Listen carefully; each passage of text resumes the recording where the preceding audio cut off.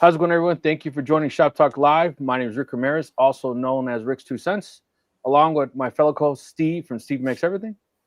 Hi, guys. And Roger from Roger Shop. Welcome, welcome. Looks like we got a few people already in the live. Thank you for joining and let us know where you're joining us from. Appreciate it. Great Lakes Supply actually hit me up yesterday. I don't know if you guys ever heard of it. It's called it's near us, Roger. It's some kind of CNC laser convention that they're putting in our area. I must have missed that. Yeah, he's actually hosting it. A bunch of different laser manufacturers and stuff are actually going to be there. That's cool. Maybe he'll post the info later. Good evening, everyone. Hello. Hey, Andrew. Tim said, "Hey, people." you can already start to see who our regulars are. Yeah, first timer here. Well, more than welcome. Yeah, let us know if you have any questions. This is a live questions and answers for CNCs, lasers, 3D printers, entrepreneur questions, influencer questions. It's an open forum. Let us know. Hello from Ozark. We're all so sedate tonight. Say that again? I said we're all so sedate tonight. Good evening, all. Hey, Jim. Hey, Jim. Oh, there it is, down under. Hey, Chris. Tim said UV printers if I can ever get one. Laugh out loud. You can come and borrow mine, Tim.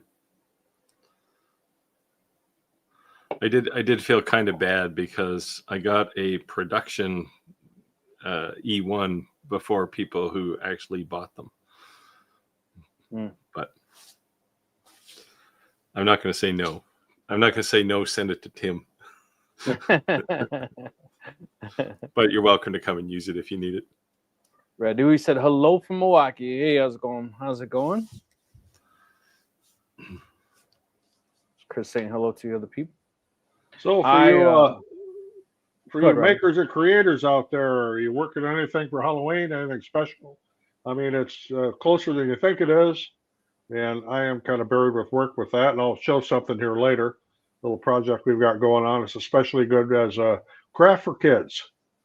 And if you have any kind of organization where there's children involved and they're looking for something to do and you're trying to keep them off the streets and keep the parents involved, I'll got a project here I'll show you in a little bit. A good thing to do, and give yourself a good name, and it leads to more business. So is that why you mailed me spray paint? What the hell is this? Why did you mail me this? You got a graffiti date later? Go spray something on the wall under a bridge? Came with a black hoodie.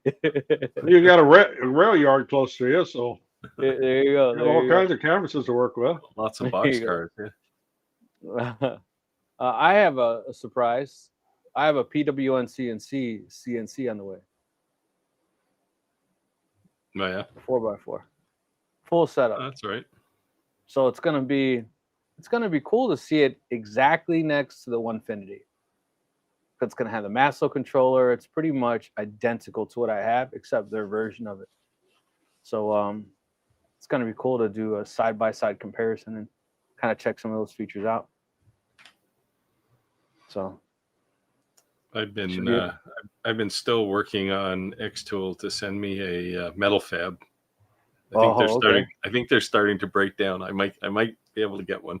I actually gave up with it. I gave up on that. So yeah, it's and their UV laser as well, because I flat out said I want to do a head-to-head comparison between it and the Omni X. But right now they will not tell you anything about their UV laser other than, hey, it's a UV laser. Well, Radu here is a good one. Here is a good dad joke. How do you fix a damaged jack-o'-lantern? Use a pumpkin patch. Oh, groan. Dad joke. Chris says that was a DIY graffiti kit. Yeah. A hoodie and a spray paint can. Hello from South Milwaukee. Hey, thanks for joining, Dave. Thanks for joining. So this week, Roger, I mentioned last week I was asking you about the H2D, the bamboo, and I now have one in my shop. Nice. It is by far the best 3D printer I've ever used. Yeah, I'm very pleased with the bamboo product. So yeah, is that this one's even better than the carbon and their first one? Like, this thing is slick. Everything looks like it's injection molded. Is that the same thing that's behind Roger? No, it's a step up. Okay. It's got a bigger bed and like all around, even the height. It's pretty tall actually. Now somehow when I bought it, I ended up getting 2 AMS Pros, but whatever, I'll find a use for it. What's an AMS Pro? It's the multi spool for color. You'll be able to do 8 color. Yeah, I don't really need to do more than 1 color, but. Did you get it on that big sale when we're all talking about, or did they send you for review? No, I paid for it. I paid cash money. Nice one. It's already printing lots of multi-board for my shop wall. Nice. So it's already been busy. Roger, we were talking about having a 3D printer. Besides making things that you could sell, you start using for practical things within your shop. And I was surprised on PWNCNC's website, every single hose adapter that you could dream of, like a coupler, an angle, like just crazy stuff. They're like $1 and you can download them. And I was surprised that like they actually are, but obviously then you're using it with their products, right? So they're that they've done all the work for you. Like it literally just says DeWalt, or this one says whatever, or like I have that hose with the clicks. You know what I'm talking about? Where you push it in the hole and it pops open. Yeah. Like quick connects. Yeah, the quick connects. So they even have that, and they even have like the Maglock ones. Have you seen those? I got that on the way. I should get that in a few days. It's basically you take 2 ends of the hose on both sides, has a magnet, so it's click. Then if you want to just connect it, you can. I thought it was pretty cool. Yeah, it's just don't use PLA for that. Use PETG. Yeah. Or nylon. Well, maybe not nylon. Nylon's a big sponge. Or ABS. Yeah, ABS would be better. Yeah. You don't want to make it in carbon fiber and make it look fancy? Well, you could if you wanted to, I suppose. I just got done pulling a whole batch of these things off of one of the 3D printers. These are risers for lasers to keep the line to go into the laser head and the arrow line from flopping down on the work. And we sell the hell out of these. I probably sell 100 of these a month. Tim said the word you're looking for is doohickey. Yeah. Yeah, doohickey. What's them call it? Doohickey? Something like you know what I mean. You know what I mean. Widget. Yeah. Okay, Jim says update on the stolen from. Not sold any so far, but a great door opener, and yes, it is. In fact, I just got done yesterday doing 100 more of those for a bar. Should be getting a 150/200 glassware order in the next couple of days. 2 appointments coming up because of the coasters. Yep, good deal. You'll be looking for more lasers and a bigger house soon. Yeah. Of course, the batch of coasters I just did were sublimated, so they went really fast. Nice. I can do 24 at a time on the heat press. So. Kevin said everything just boarded a flight, so I'll be listening as long as I can. Thanks. Oh, well, where are you flying to? Let us know. Tim said a thingamajig update on the doohickey. Yeah. The point is, you got what I was talking about. There you go. Hey, Skylar. Hey there, Skylar. She said, I use a mag connector on all my tools at the shop. Yeah, see? That's cool. Oh, yeah, and a dust collector. So I guess that went over my head when you said mag connector.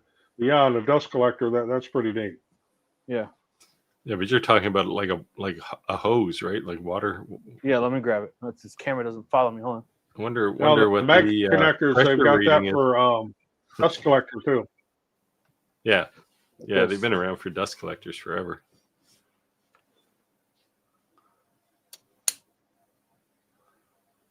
Wonder what the pressure rating on that would be. Is there an O-ring in there somewhere? No. I'm gonna CA glue it. Well, So Roger, you could buy this for $1 the file and all the Well, connectors. I could design that too. yeah, for free. Yeah, Yeah, well, for a if I buck, want to it's save a done. buck. A buck, it's done. Well, Well, it's I cash needed money, right? to have a jig to do. I had to laser engrave. I had to laser engrave 100 of these bottle openers like this, and I was like, oh, crap, I gotta design a jig for that. And just for the heck of it, I wanted a Thingiverse. Somebody already did it, so okay. Of course. Of course, that was a free download, so I just did that and used that, and it worked out perfect. Yeah. Yeah, if you want any kind of jig like that, check Thingiverse or Things or something first, because Yeah, if you've Somebody's got that probably headache, already made somebody it. already had it. yeah. You're not the first one with the Einstein idea. Santa's the laser headache. engraved said, hello, Or the everyone. headache.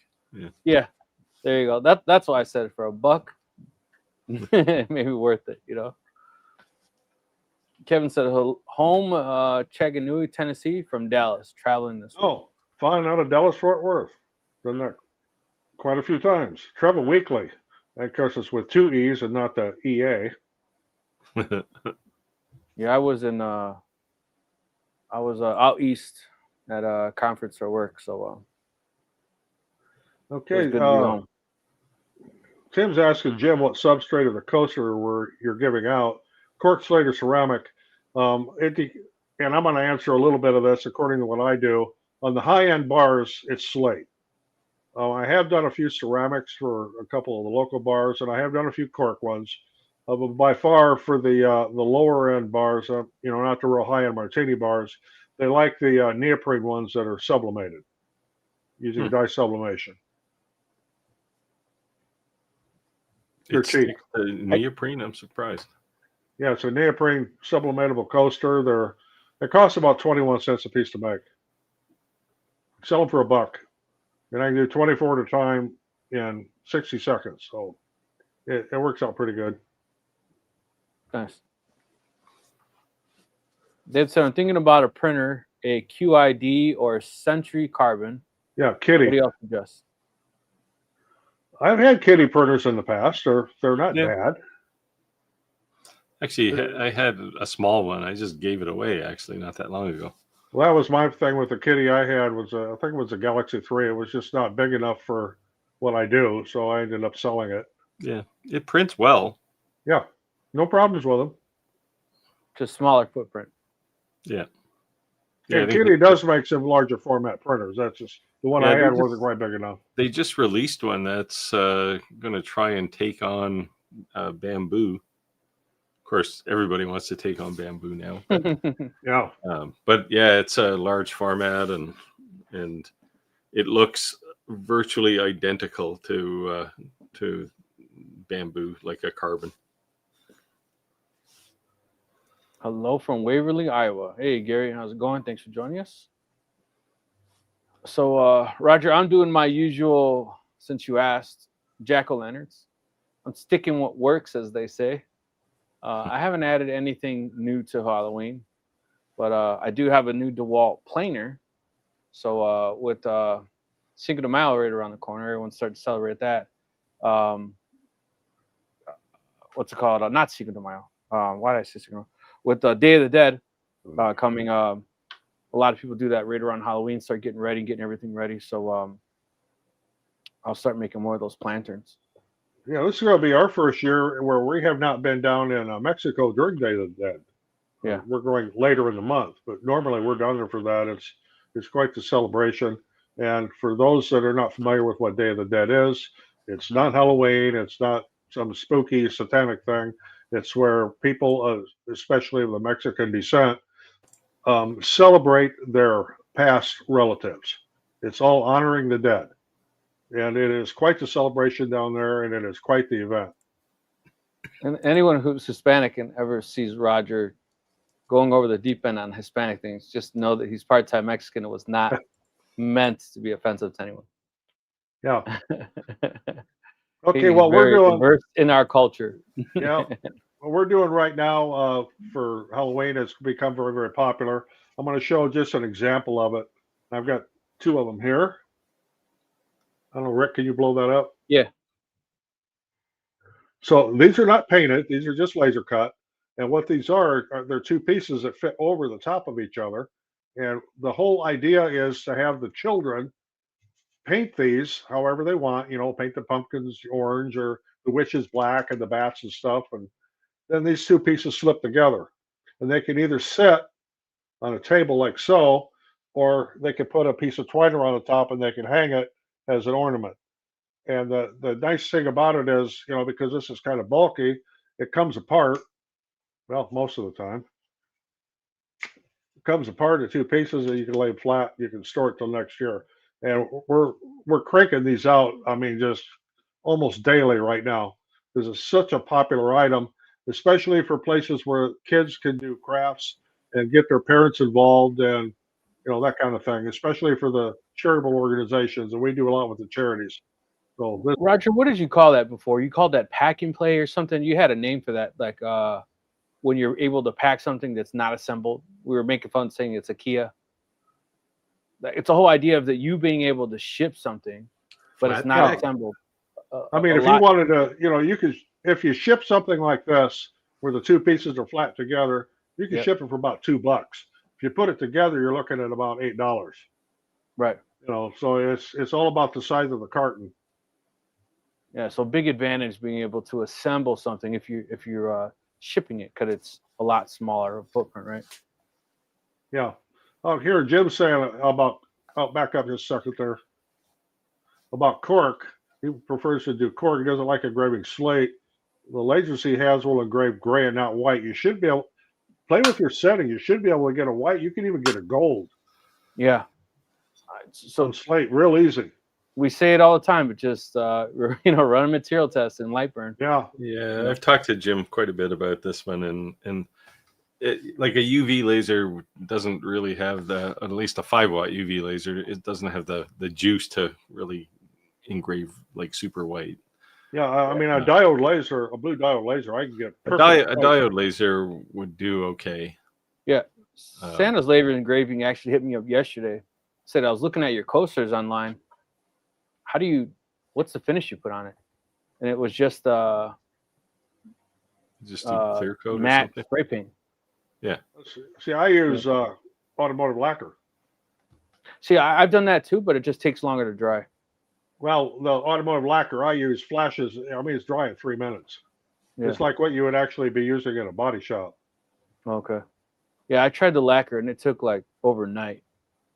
So I was like, I kind of screwed myself on order. I ended up making more and letting them dry. Yeah, you need to move to an automotive style lacquer or an automotive style urethane. But if you're going to use a urethane, you're going to need a respirator. Yeah. Hello from Bessemer, Alabama.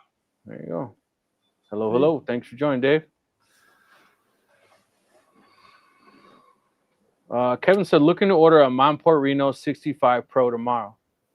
Before you order it, either hit Roger up so we can probably give you some an affiliate link or some kind of discount code for a Monport. I don't have an affiliate link with Monport anymore. That kind of expired, but I think you probably do. Yeah, so Kevin. On it. Yeah, Kevin, if you want, hit me up and I can probably give you some kind of discount code or something. Matter of fact, I do. I think I have $100 off Monport. I think it's like Rick. I'll find it. Send me a message if you want, and I'll send you the discount code.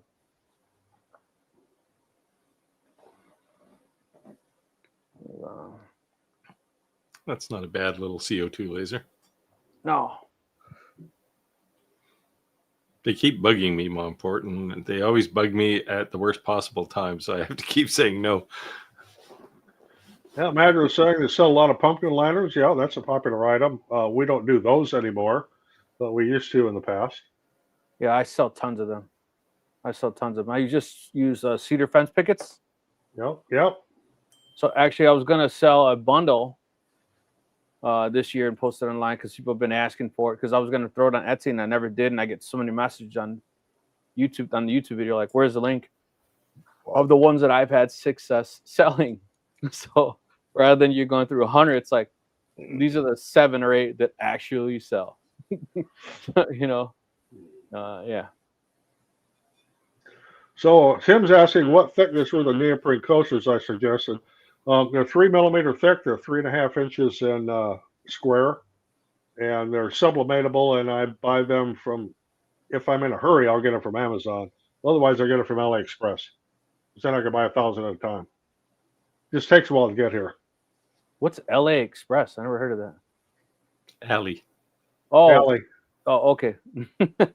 I thought you Not said Ellie. LA Express. I'm like, I never heard of that one. No, Ali. I know you like hanging out with Mexicans, but damn, you went over the deep end on that one. They got to take it off the train first, and then you get at a deep discount.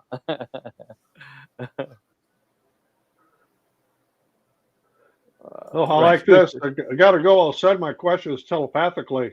See how many you answer when I watch the replay. Well, my ESP isn't worth a crap. So yeah, my wife has been wondering why I don't have ESP for 20 some years. Chris said flat pack. That's the word I was looking for. Yes, I said that, and you didn't give me credit. You give him credit. You said flat pack. My apologies, Steve. I didn't hear you say it. Okay. I couldn't think of the word, but you can go ahead and thank Chris. Tony said hello from. There you go. Hello. Jim said only have a UV and a CO2 gavel. Hold on 1 second, guys. Well, that might be a little tougher. I don't not have a UV, but I do have a CO2, and I don't use it on slate. Yeah, it's just he's got 2 great lasers. They're just not great for slate.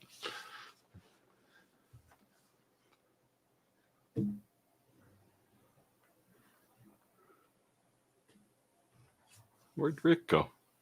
Oh, he's on the phone. Yeah, I did send Jim a sample of a slate coaster engraved on the Titan. Now, a 100-watt fiber laser can make white coasters, white slate. But there you go. It's another slippery slope, right? You got to buy yet another laser to make all that happen. That too on slate. If you crank the power up high enough, you can get a gold color. My father-in-law is trying to borrow one of my tools, but it's it takes premix, right? And I didn't want him to try to mix his own gas and blow up my tool. Stills are not cheap. Yeah. Say hi, everyone. Hi. There you go. Yeah. I'm going to tell you something. What are you going to tell me? Where are we here? I want to know which gas is for the chainsaw. Yeah, Mom told me. Because Papa's taking one of the chainsaws. Trade Skillers Anonymous. Hey, that's I like that name. Like that name. Let us know where you're joining us from. I don't recognize the name. Appreciate you joining the live today. Joining. Nice. You got to get it. Not sure what he's referencing to. Good day. TSA. TSA? What's TSA? Other than the Transportation Safety Administration. Yeah. Much better than the Mega, I hear. See, it moved. Good day, Santa. Wait, we have a parent that moved. Okay, yes. Go over there, crazy boy. Oh. Hello from Portland, Oregon. Hello, thank you for Ordinary Woodworker. Thank you for joining us again. I do recognize the name. Let us know if you have any questions. Well, it says if diode lasers are dying. What's a good budget laser? Okay. I don't know that they're dying. Really. Yes. Drum roll, please. So this is related to my video, I assume, and I did not say diode lasers are dying. Companies that make diode lasers are starting to die. I got a feeling that when the dust settles, all the diode lasers that are out there, and there should be still a few of them, will all be $2,000, $1,500. Well, I actually had a email this morning. I didn't even reply to it. They wanted me to review it's literally a $99 laser. It's 2.5 watt with a 100 millimeter square work area. Don't even waste my time. Yeah, there's some screaming deals out there right now. Check out Longer's still has the Ray 5. The thing is just the machine that won't die. Yeah, it's a workhorse, and they're cheap. Like I think you can get them for. I just actually saw a sale pass into my inbox today. A 10 watt laser just showed up on my door today. 10 watt. So I think I'm going to do the review and give it away. I don't have the message again. But Longer's having a pretty decent sale right now, and the Ray 5 that goes up to 20 watts, and then if you want to go bigger than 20, the B1 Longer B1 is also on sale. It's a good laser too.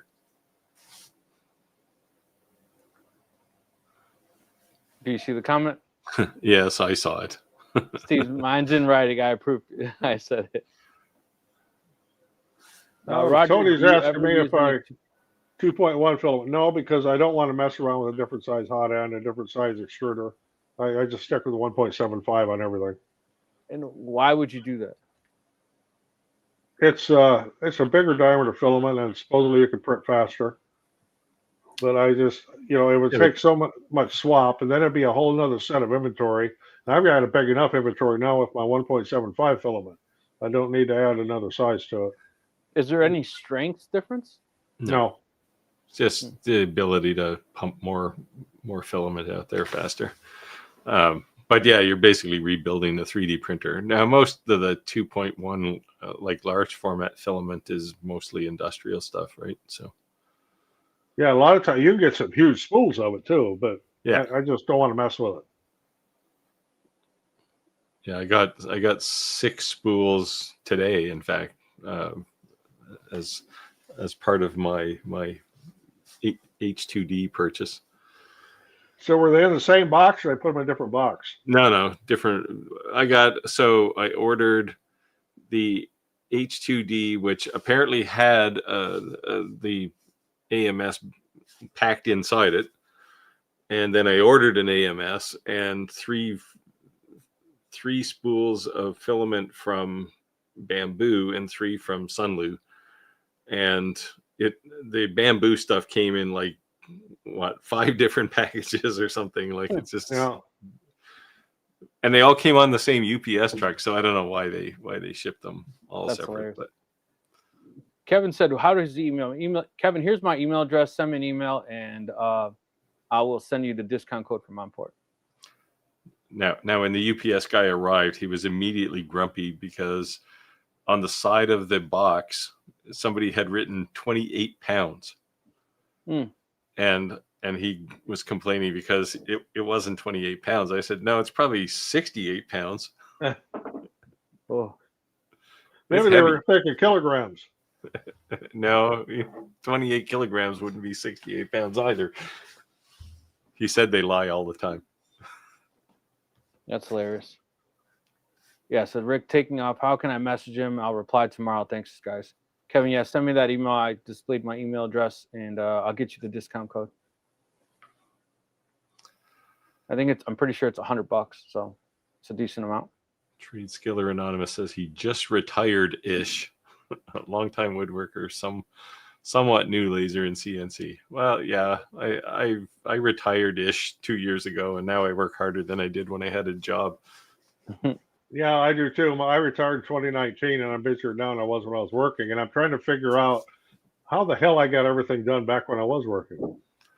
Yeah, I have the same, thinking. Like, you always worry when you're going to retire. Like, I retired at 58, right? So, it's like, what am I going to do for the rest of my life?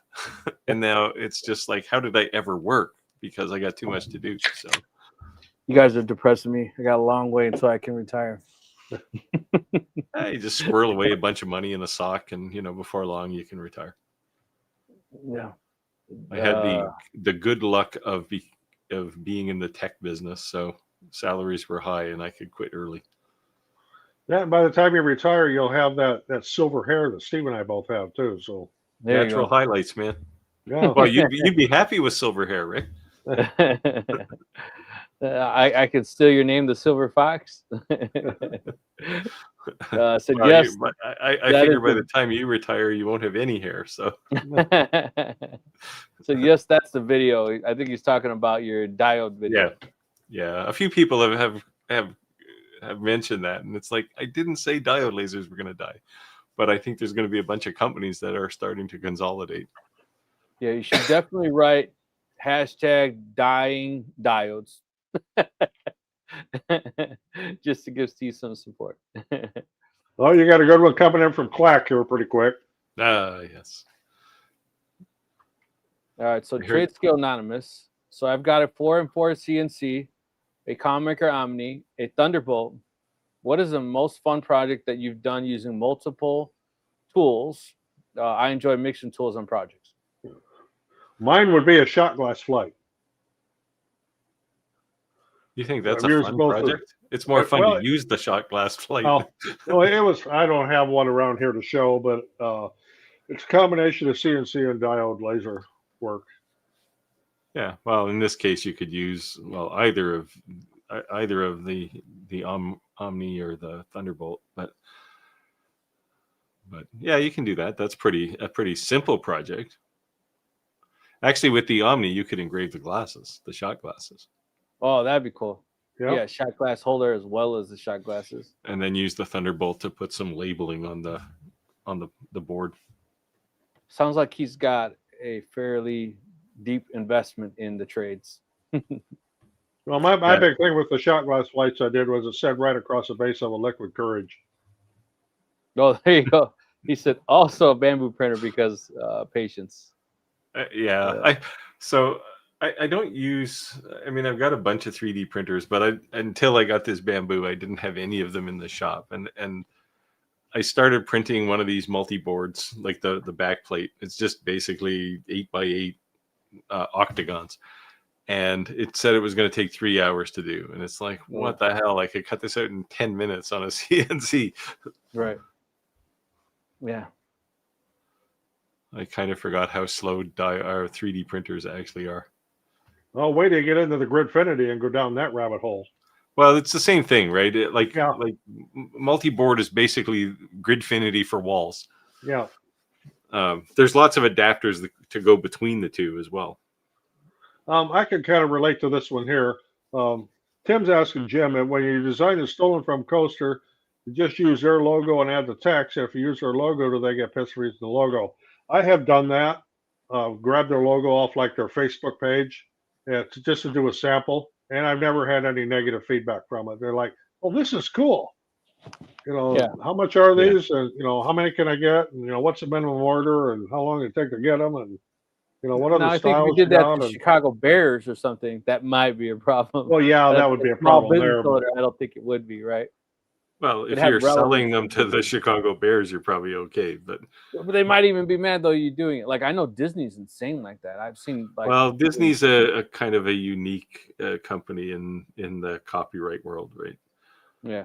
Harley and Disney are like hardcore. Yeah, like they literally keep changing the copyright law in the US to appease Disney. Because it was originally supposed to be the copyright would expire 7 or 20 years after the copyright holder died. Well, Walt Disney died in the 70s? Yeah. And they keep changing the law to make because Disney's bread and butter is Mickey Mouse, right? So right. Now they did have to expire some of the original Mickey Mouse versions from like the 30s, but so you can use those. Yeah, Chris says too many people think retired equals no more work. That ain't right. That just ain't right. It's way more work is what it really means. Yeah, because then you start finding out all this other stuff you need to do that you never did before. Clack said retiring at 50 is cool. And congratulations, Clack. Yeah. So are you officially retired now, Clack? I haven't been able to join your last couple lives. So last time I looked, he had 24 days, but that was probably 24 days ago. Well, I'm looking ahead at the comments, so he's got less than that. Yeah. Oh, David says, "Hey Steve, there's a YouTube video stating Alberta may be trying to leave Canada. Any truth to that? There's always people complaining. I don't think it's going to happen. But if it was on Facebook, it's probably real. Yeah, yeah, it's on the internet. It must be true. Yeah, well, yeah. if they're going to leave Canada, where the hell are they going to go? I don't know. They're landlocked, so really they could only go to like the U.S., join like North Dakota or something. Rub it in, clack. Jeez. Great Lake Supply. Hey! I did mention your convention, so you want to drop some links to that? We can share it for sure.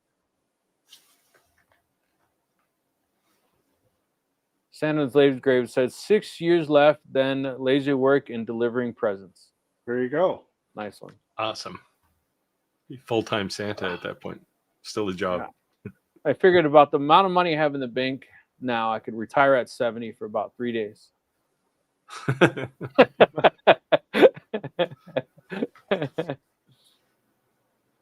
That's sad but true. Sad but true. Chris said, "Good day, Dave. 2 weeks or 4 working days." Nice one. Then you could just like mail it in. Like they're not going to fire you 4 days from the end of your job, right? So you know what? That's sad though, but companies do that, man. I know. What a bunch of jerks, man. The company I work for, they laid off like 110 employees, maybe like a year ago. And the story was that they were pension people, like close to the end of their pension. They fired them. Wow. I don't know if that was true. They didn't announce who they were, but that was the rumors. And in the U.S., does that screw their pension completely? Yeah, because you have to work so many years to get full pension. So if you're literally like don't make it, you don't get it. You're not vested, right? Yeah, those people would be in the Supreme Court here, trying to justify that. Yeah. Trade Skill Anonymous said, "Turning 57 tomorrow, still figuring out what I want to do when I grow up." You got time. That's a good way to be. There's a song, "I Don't Want to Grow Up." I'm a Toys R Us kid. Now, ordinary woodworker says retire since March of 2025, and he quickly found out he don't have time to even do nothing. Yep. That's absolutely true. I like that. Don't have time to even do nothing. That's why Clack is going to find out at 50. He's got like 40 more years of working hard out. Yeah. Here he's saying, 2 more days at the office on paper, but 14 days officially. Nice. Can't you just call in sick for 2 days? Use all your PTO. Okay, 2-week update on the new X1C carbon. That's a bamboo printer. Yep. Spoke 200 hours of print time. Every one of mine's way over that now. Unfortunately, no problems. Can't wait for my second one to show up. Lots of Christmas gifts to print. Good deal. Nice. Yeah, I can definitely see myself buying another one. Another H2D. What was the full damage, Steve? It's hard to tell because it's in Canadian dollars, so it's like $8 million, but it's probably like well, it was, I mean, you can figure it out, right? It's US price on an H2D combo pack plus an AMS 2 Pro. So another, I don't know, $500 or whatever that is. About 1,500. No, I think it's more than that. The combo is, I think, 2,000. Oh, well, plus the AMS, I would add another 500. Yeah, the combo in the US, I think, is 1,900, isn't it? I haven't looked lately. So, Steve, do you plan to use it to make something to sell, or just plan to use it for stuff for yourself? It's mostly for stuff that I need, like around the shop. I do a lot of jigs and stuff, right? So it's mostly for that kind of thing. And like I said, I want to build a whole. I'm doing some reshaping in my workshop, and I want to put a whole wall of multi-board and then build like a cabinet under it, like a workbench, and nice.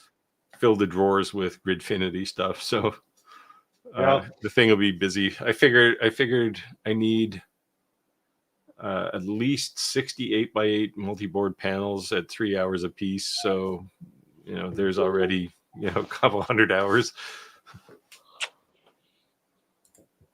Okay, Chris says he doesn't much mix devices on product, but pairs products like beer glass, laser, and coasters with the CNC.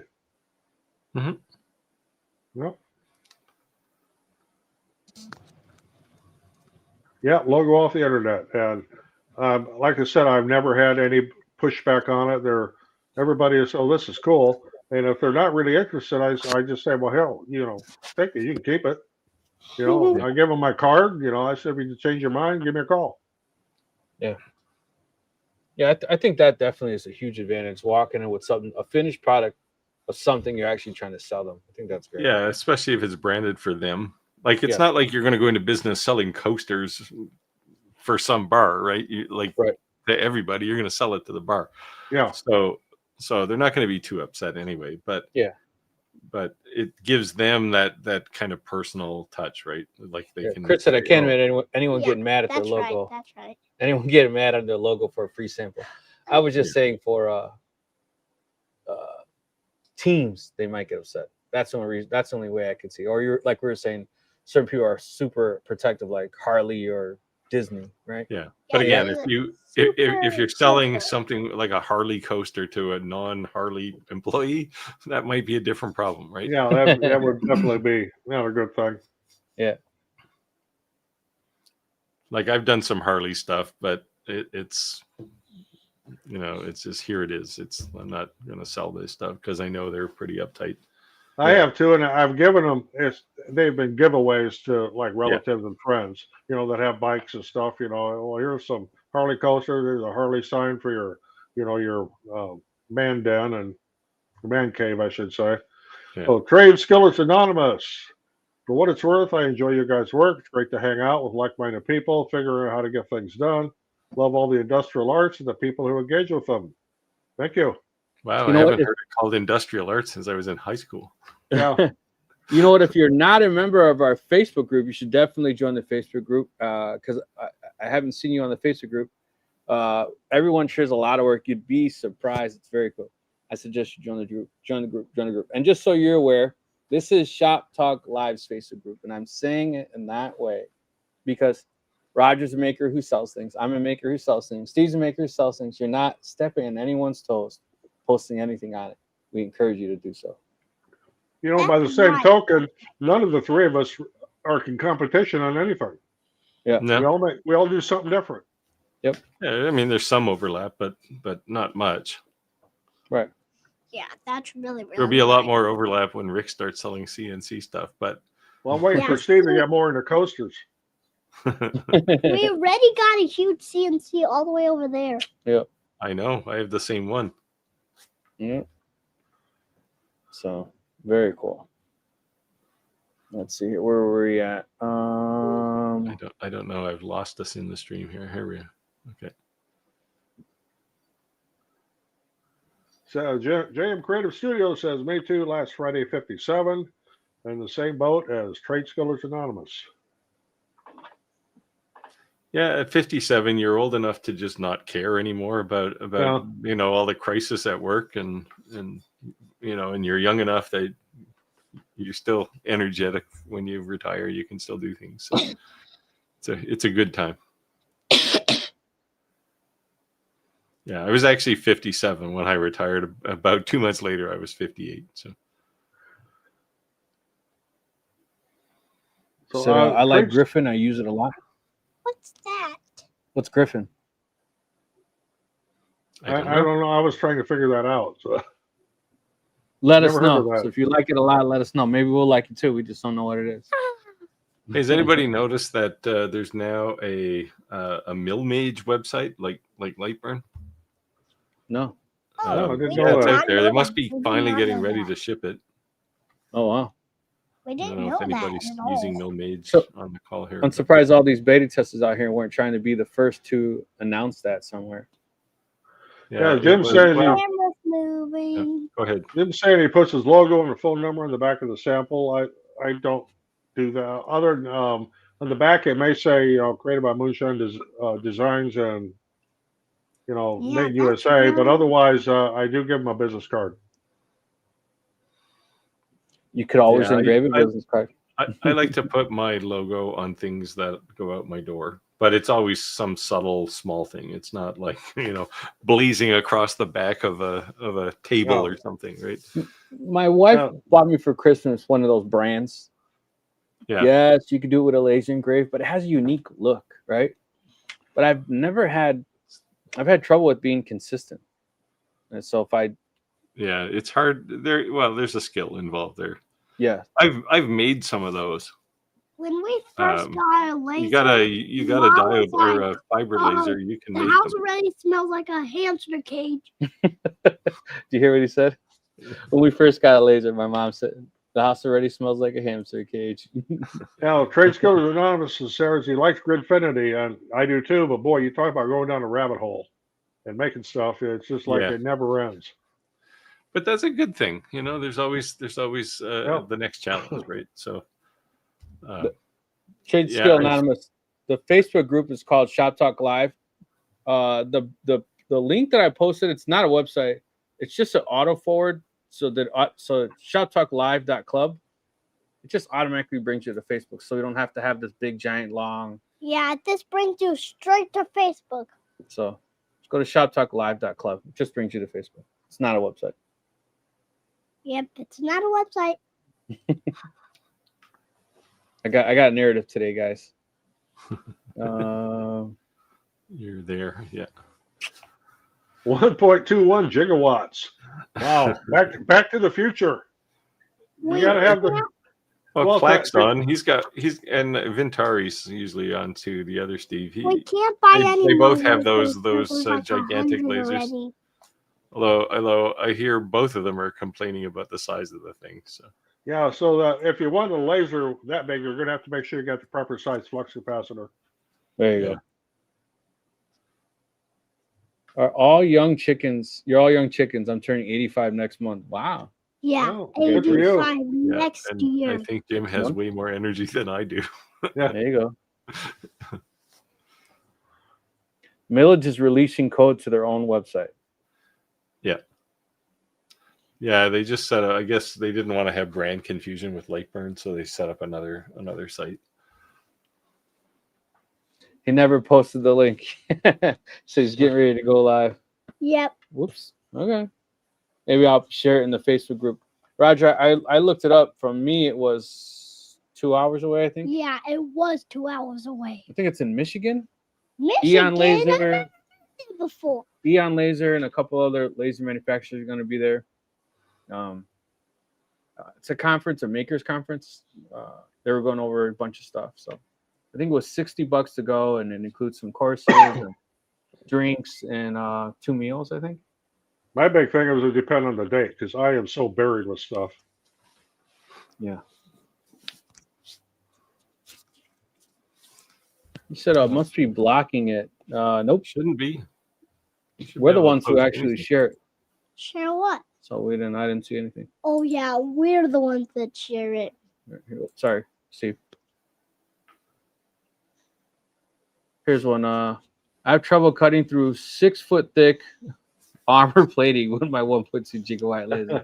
So the CNC that we just got, maybe you need a chiller. And we're gonna test it one day.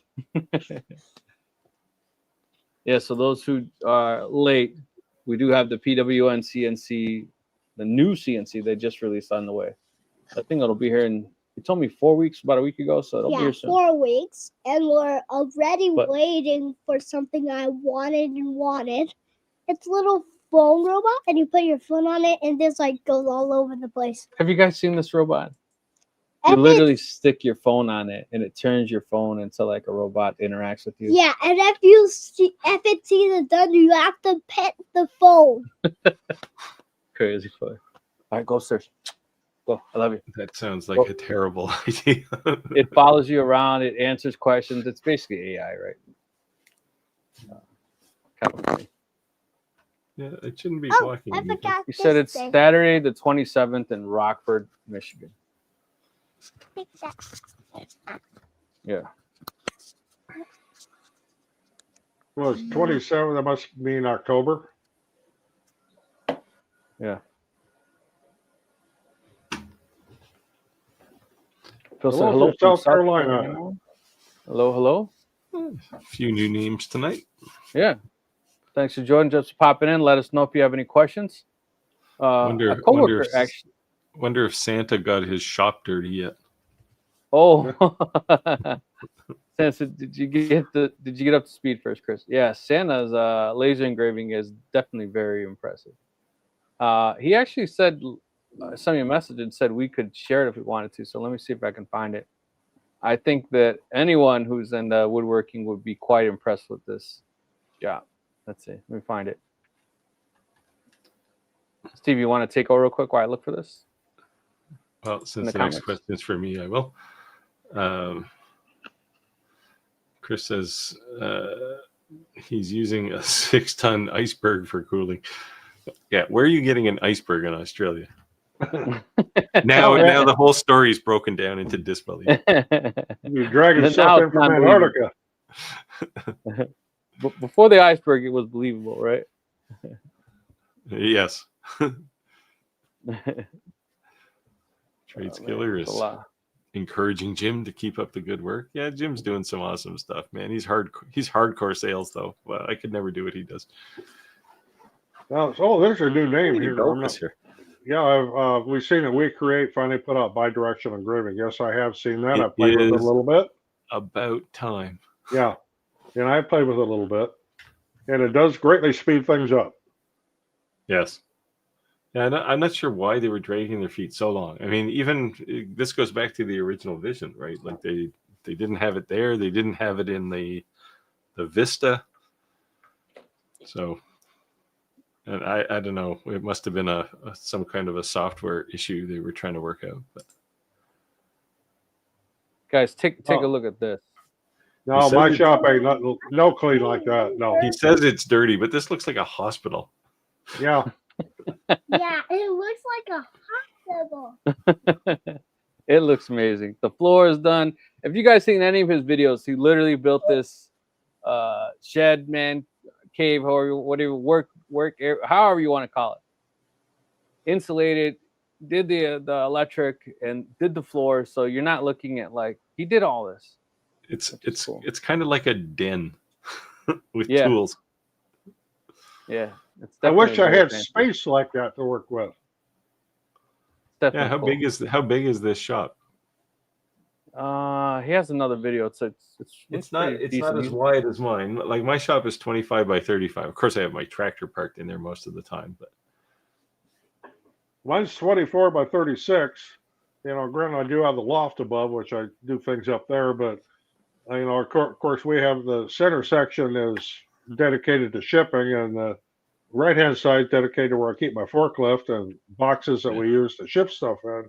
I have a loft, attic type thing above mine too, but it's basically just full of laser boxes.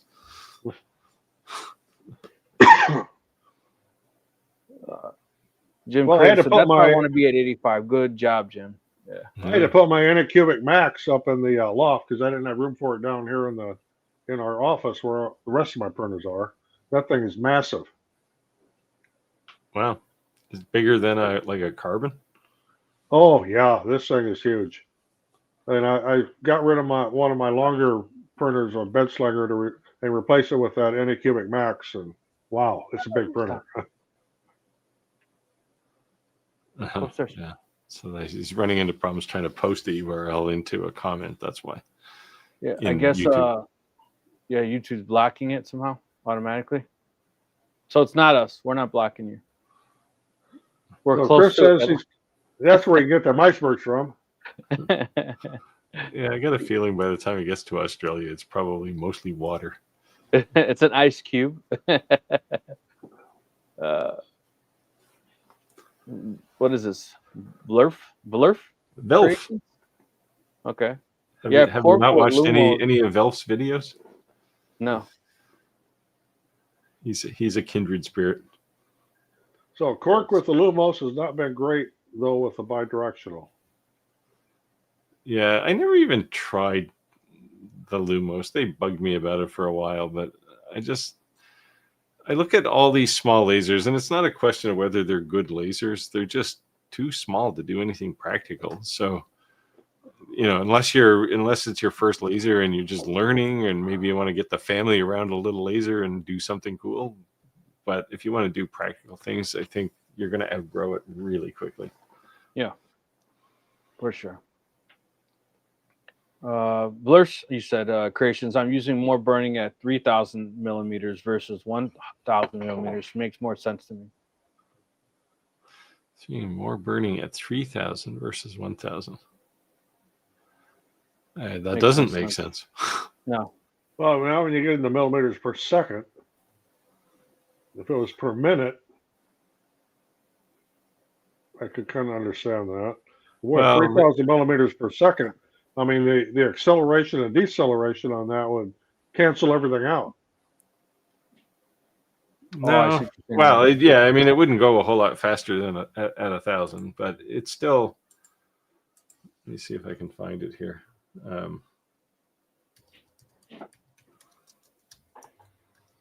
Because it's an interesting laser, but like it's only a 3 watt, right? IR. Look at this. Chris says Santa that looks cleaner than Rick's green screen CNC. Well, now you got green screen lasers tonight, but yeah, I mean, this thing is like a Galvo laser, right? So it'll get to 3,000 without any problems, but it doesn't really make sense that it's giving you more burning. Yeah, Sensitive Laser Engraving said it's 10 by 16, so it's a decent size. Yeah, it's a decent size for like a one-person shop. Yeah. I just find mine is slowly turning into cupboards and workbenches. That's how mine is right now. I'm surrounded by workbenches in my basement. I just have so much crap, right? Like parts and blanks and laser pieces, and it's just I need a place to store them. We have gotten in so much overflow. I'm going to flip pictures here. This is actually from last week, and we've made a lot more since then. I got to do this crap outside. Are those for the beehives? Yeah, candy boards for beehives. And, okay, we do almost 1,000 a year, but this year is just like I'm getting orders for anywhere from 80 to 100 at a time. And it's like, wow. So say I may need to plan another trip to Mexico in January to recuperate. Nice one. Oh, Santa says it's a portable building. Yeah, looks badass. It's definitely clean, and it seems very well put together. Yeah, there was some thought process going behind that. Here, Trade Skillers Anonymous is saying, unlike fishermen, and I'm one of them, who won't tell you what they use, where they fished, I won't either. Woodworkers will tell you everything and more about how they got there, which is great, and that I will do. Yeah, it does disturb me that people won't, especially settings, right? It's like, come on, you want a setting to cut a piece of plywood. What kind of a secret is that? The only place it's a challenge is on things like fiber lasers, because even two lasers that are exactly the same can end up having slightly different settings. And yeah, but it's also that even if someone gives you settings, that should only be where you start, because every laser and every piece of material might be a little different. And I always tell people that too. This is suggested. Here's a starting point, and it's even with 3D printing. They want to know what kind of settings you. Well, here's something where you can start at, and you're going to have to do some experimenting and find out what your unit is going to do and how it's going to perform. Now, if you want to know where I go to get my morel mushrooms in the spring, forget it. I ain't going to tell you. Cow dung. Oh, that reminds me, Roger, your order of mushrooms is just about ready to ship. So. The wonky-tonky one. I mean, with fiber lasers in particular, if they use different lens lengths, because like you can have two 60-watt lasers that have different lens focal lengths, right? That'll change it. If you're not exactly at focus, the settings, like you can be 1 millimeter off, and the settings are completely different. So you have to be very consistent. So it's tough. It's tough to give somebody settings. Laser engraving, Santa laser engraving. Ricky has me distracted trying to read something. The storage is in the other building out back of the house. Had to get the wife her garage back. He made a little sign. show him what he made. He's writing his name, people. Knows how to write his name now. You just call him R. There you go. R-I-C-K-Y. There you go. Kindergarten officially learning to read and write. There you go. The 2 letters in my name are in K. This kid was picking out in school. He's a lot smaller than Santa's laser engraving is saying the storage is in the other building out back of the house. Had to give the wife her garage back. Well, Yeah. got to keep the wife happy. That's There you number go. one rule. Yeah, that sounds more like a survival kind of event Yeah. than a, he's a nice guy. Golf Creation is saying, sorry, not trying to promote my channel or anything, and you certainly can here if you No, want. that's okay. Yeah. Or anything about I upload an example of the weird behavior with bidirectional engraving. Love to hear your thoughts on it. He's perplexed. The only place I've used the bidirectional engraving on the we create so far has been on stainless steel. Yeah, I don't actually have a We Create in my shop right now, but Do you I still had have to it? get Or- is this? I assume it's a short or something. I'll take a look at it. Well, my first experiment with it was I had to do a whole bunch of 1-inch diameter stainless steel buttons, which is a promotion. I can't say who it's promotion for, but they wanted their logo and their information on it. And I thought that's where I would try the bidirectional. And it literally cut my time in half making these buttons. As you would expect it to, right? Oh, yeah. You want to take this, Roger? Okay, do I put new filament in a dryer or just put it in the AMS and start printing? Just bought the Quality. Sorry to hear that. And is it worth That'd it? be nice. Has good reviews. When I take filament out of a brand new package, I rarely ever put it into a dryer first. I'll put it right into the AMS or I'll put it into one of my units. If it's been sitting around, even though I've ziplocked it into a thing with desiccant and everything, I will, I'll stick it in the dryer if it's a partial spool. But I generally don't have anything sitting around long enough to absorb moisture. And I've got desiccant in every one of my AMSs, so they all stay dry. So, in an uncanny way, this is an interesting question because yesterday I would have said, yeah, I just take it out of the package and put it in the printer. But today, I actually opened 2 of these Sunloop packages I got, and I stuck them in the dryer since I have it there, and it was just sitting there. And when I put them in there, they were at about 48%. Oh, wow. So I would say, hold on, Steve, 1 second. So when you actually put that in that, it tells you the levels. It has a way of measuring it right there. yeah. Oh, that's cool. And then after, I don't know, it ran for 3 hours or something, I got it down to 25%. So that would also be able to tell you then what kind of consistency you could expect in that environment, right? Like, your shop versus Roger's shop, sitting on the shelf may not be the same because the humidity level in the room, but you should. Yeah, but those are existing filaments that you've opened already. This thing, I literally just cracked the plastic off the spool and dropped it in the AMS, and 2 rolls, and it said they were within 5 minutes of putting them in there. It was at 47%. So from what 25. should they be at? Well, the drier the better. Okay, I just grabbed a dryer off of the shelf back here. I just plugged it in. So right now, and there's no filament here. This is just the ambient humidity in here is at 18%. Wow, that's pretty dry. Well, that's where we keep it down here. I mean, we got air conditioning running, and the inside of my AMS units, it is 12% humidity. Outside, it is 18%.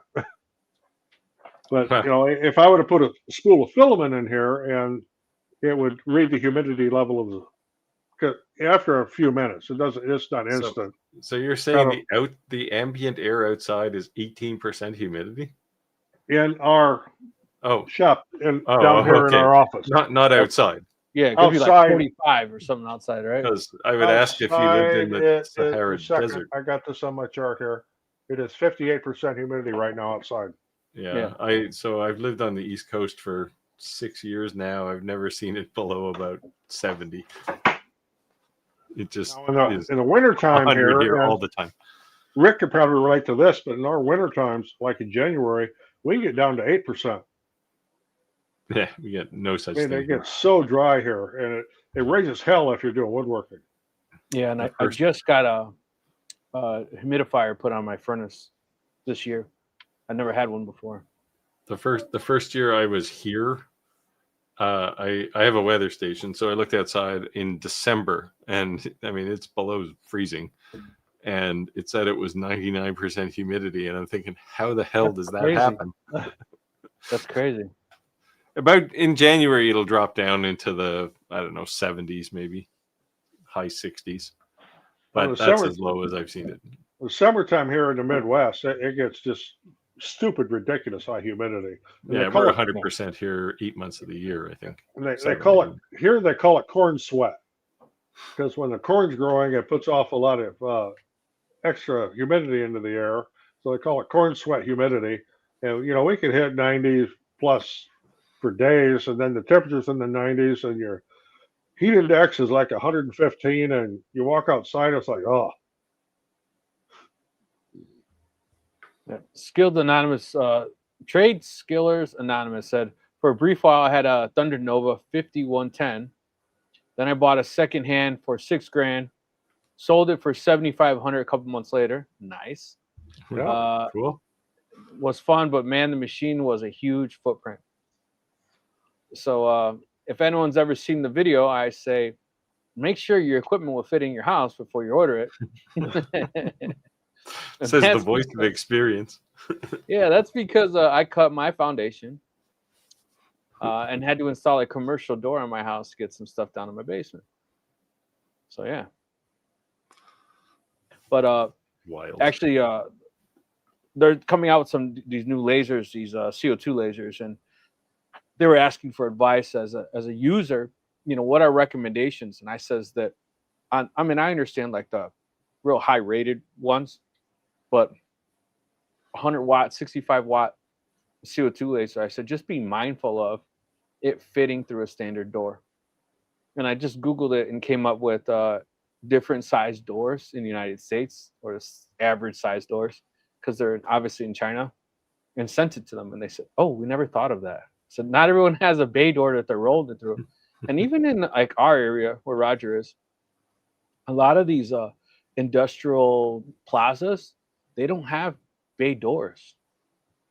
Not the big double bay garage.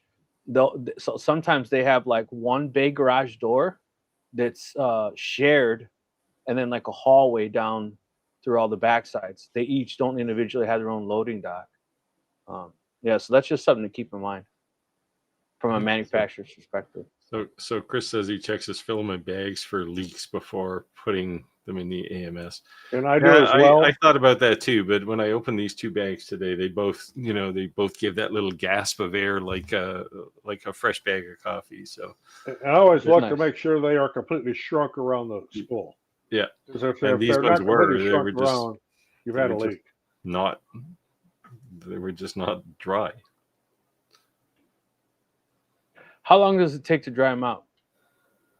I usually run if I throw a spool in the dryer, I'll probably set it for 8 hours. Oh, 8 hours? Yeah, but I don't need it right away. No big deal to me. So I do have. So I bought a power supply for the AMS Pro, and that allows me to have filament drying going while the printer's running, which is good because I can still dry filament. That's one of the neat things with the Anycubic is their AMS has a separate power supply, and you can run the filament dryer without. Well, there is on the AMS. There's a power like a power plug there, so you can just get a 5 volt power supply and plug it in, and then it'll continue to dry. Nice. Even when the printer's running. Yeah, because if it was 8 hours and then you basically had that was becoming the main power source, you couldn't use it, that would suck. Yeah. Especially since it's printing so slow. Yeah. Trade Skill Anonymous said the main thing that machines achieved was gridify 3mm plywood base panels for full size full box doors. So so Gridfinity is unique compared to multi-board because you can actually cut the base plates with a laser, and you can make them out of plywood, so they take no time at all. So the Gridfinity is actually like a type of plexiglass, or what is it? The base can be grid. anything. Yeah, it's just basically a grid of squares that are all uniform, and then you can print things that fit into those grids. And like you can, this. Yeah, so there. Yeah. I don't have. I was looking to see if I had a grid down there. I don't have one down here. So you can get you can make yourself a little container that takes 2 of those squares and it sits in there, and then you make another one for beside it, and they fit tight together. So it makes it look really neat.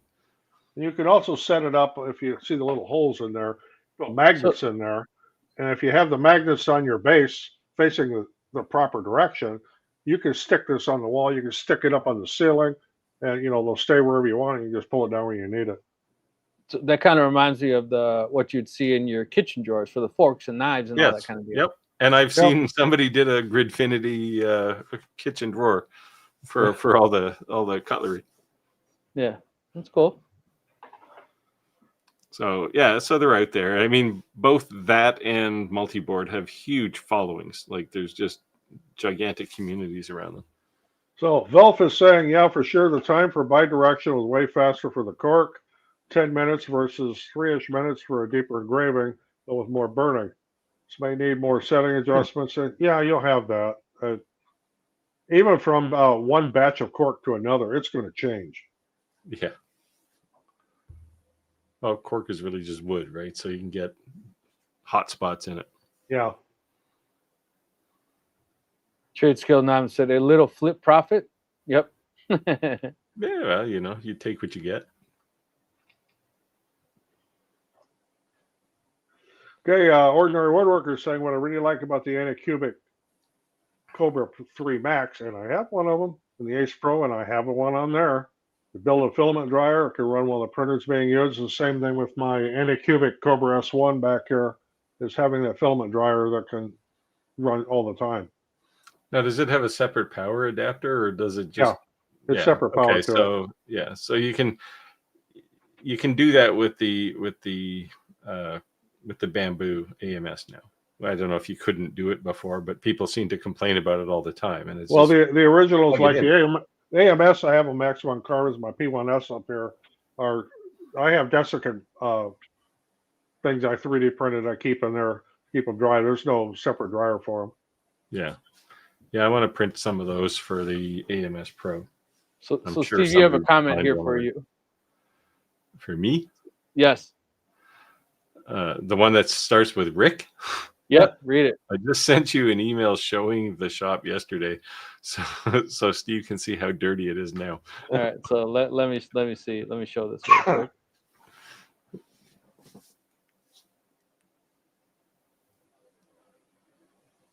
I want to see wood chips. There's no wood chips. No, hell. I wish mine was that clean. So it's dirty now because you got this jig leaning up against the monitor? Yeah, it's terrible. Actually, with my shop right now, I'm due to go in there with the leaf blower and open the doors and blow everything outside of you. Well, that's what I do. I open the garage door and just take my blower and blow all the crap out. Yeah. That's hilarious. Okay, TJ's asking if I've ever printed the AMS risers for any of my printers. I did for the 2 X1 carbons and the P1S, but they're the low profile. And the disadvantage of those particular risers, and I'm going to be changing them, is if I'm doing something where the printer's doing a whole bunch of this, it will actually back the AMS right off the glass and everything right off the back of the printer. So I'm going to be changing that. I'm probably going to go with one of the higher ones that don't do that. Does the carbon have the same squishy feet that basically turn the whole 3D printer into jello? I don't really think they have squishy feet. I mean, they're Of course, I've got them on a very, very solid surface back here. Because this H2D, I put it on an IKEA lack table, which I've now strengthened the legs, but it was wobbling all over the place, and I thought, what the hell? I mean, it's a $10 table, but it should still be able to hold this up. But it wasn't the table that was moving. The whole laser's doing this. It's like the thing was built for Los Angeles earthquakes or something. No, these don't. I mean, I can grab one here, and they don't move a bit. I mean, it's just solid. Are there adjustment feet on the bottom to level them? No. Trade Skills Anonymous said a Nova 5100 is roughly 900 pounds. Yeah, it's crazy. Yeah, it's more than one person's going to carry. That's for sure. Yeah. Chris said, when I bought my sleds, I made sure they had double doors. Sheds, I made sure they had double doors just in case they bought a bigger CO2. Yeah. Hey, you got to plan ahead.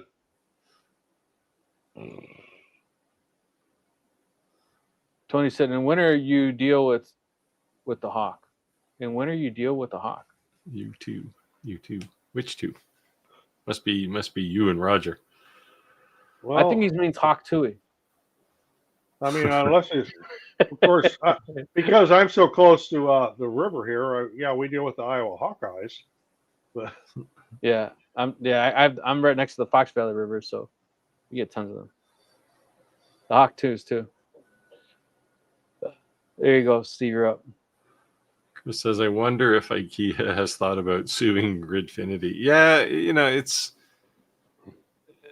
it's not an original idea. It's cool. There's no question. But this has really been done before in other places, including IKEA.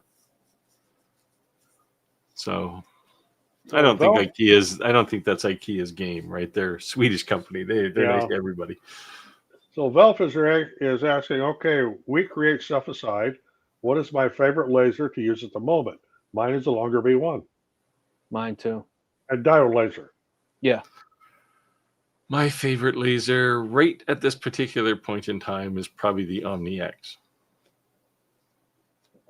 I would say for diodes, it's the longer B1, but for my fiber, it's a 60 watt.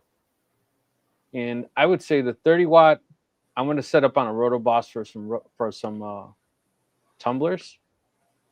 And I'm going to set up that rotary table jig. Just because Steve was kind of telling me that, Rick, as you start getting more and more lasers, you're going to start purposing lasers. And I found myself doing that 100%. But when you first start out, you don't have a dedicated 60 watt laser just for challenge coins and a dedicated, but eventually that will become that, Yeah, my Titan laser right now is dedicated to cutting brass plates, like I'm building this plaque, and so it's cutting all kinds of brass and then engraving on it. So that's its job now for the next little while. Yeah, but it's nice to be able to have the luxury to dedicate a piece of equipment for something. I know, Roger, you even have diodes you said you hang on the walls that are set up for certain ways, right? Yeah, I mean, if it's your business, you just save a ton of time, right? Like, it's time that gets eaten up really quickly if, and you can soon justify replacing, lost time with a new laser. If you have the luxury of having multiple lasers, like, I showed these little pumpkin cutouts here earlier. These are all being cut on the Artura Laser Master 3, which is only 21 laser, but it's already set up and it's set up for this. The jig is in there for it. And I hit go and walk away. You still have a Laser Master 3 that's alive? Wow. Oh, yeah. It's a good testament. It's a good testament to that laser.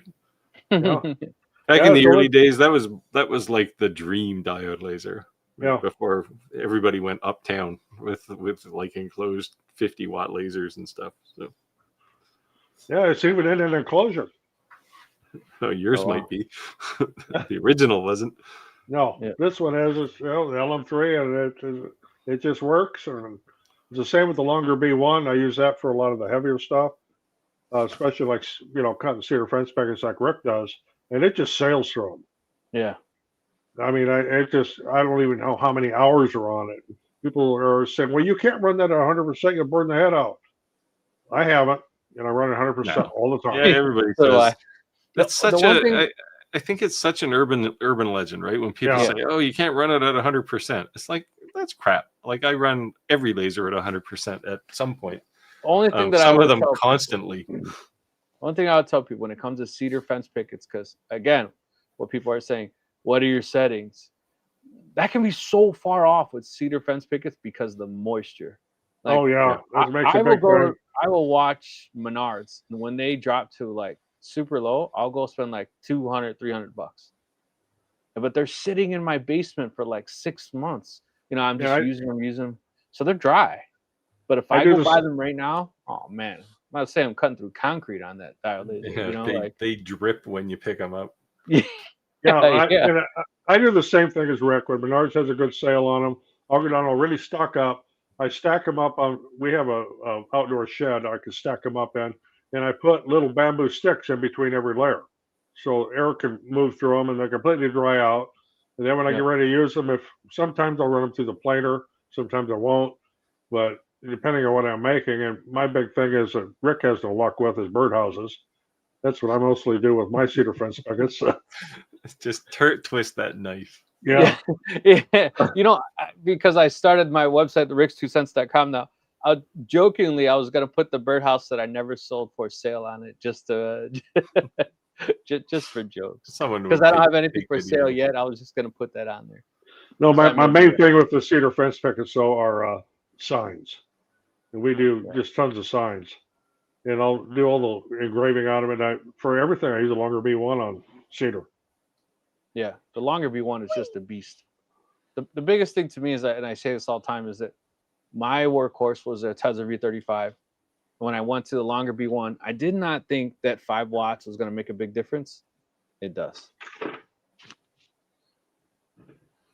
Yeah, it can, for sure. Yeah, it did.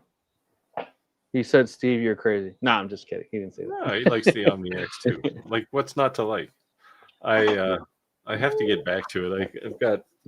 I've actually got work to do that I need it for. So, but I haven't even turned it on in the last week and a half. I've been so busy. The wind's off the lakes, he said. Well, I'm off a river. Steve, that's a great lake you're near, right? Or what is that considered? Where I live? Yes. Oh, he's by the ocean. It's this thing called the Atlantic Ocean. Okay, it's the ocean. Okay, it's the ocean. All right. Rick's got to deal with Lake Michigan. Yeah. You might have heard of B1. Yeah. Okay, the longer B1 is and you can get either 30 watt or a 40 watt model, made by Longer. And I think Rick and I both are affiliates. Yep. So if you would go to either one of our YouTube channels and click on one of the Longer B1 videos, hey, I'm an affiliate too, you know. Oh, okay. Steve too. So he's going to have to roll the dice. Yeah.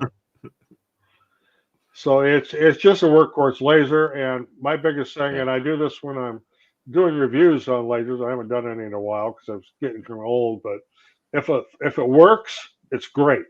If it doesn't work consistently, it's out of here. That's just the way it is. Yeah. So one thing that I would say as an influencer, it's good and bad. And the reason is because sometimes you get an unfinished product, right? You're kind of a beta tester at some point, right? You're getting a laser that later on has 3 revisions to the firmware. But being an influencer, that is kind of your job, to give them, to not just sugarcoat things, to actually say like, hey, this sucks. This is not working. Like, I got my Longer B1. I had all kinds of problems, like 7 or 8 different problems with it. And I emailed them and said, it's doing this, it's doing this, it's doing this, doing this. And you got the later version. Did I? So I think it was the B1. This was when I first met the other Steve Intari and Clack too, I think, because we were all having the same problem.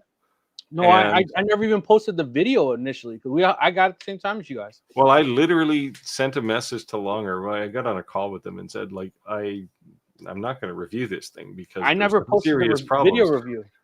Yeah, I still haven't done it.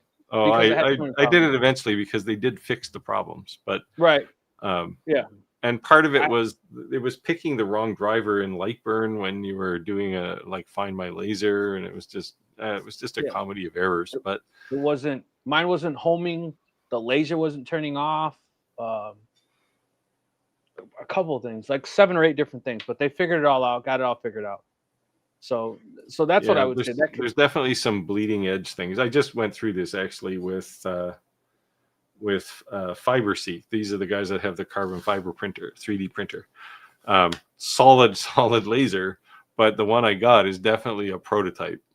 So they're actually going to send me a new one, and I'm gonna send this one back. But yeah, you do have to suffer sometimes. You know, everybody thinks it's awesome. You're getting free stuff. A lot of the stuff you get, you're not ever going to use because it's really a prototype. Well, I will say that Longer's tech support is excellent. You know, you're not going to get an instant reply. But when I got the Longer Ray 5, I had what almost called an alpha model. That's even before the beta. And it had some really serious issues.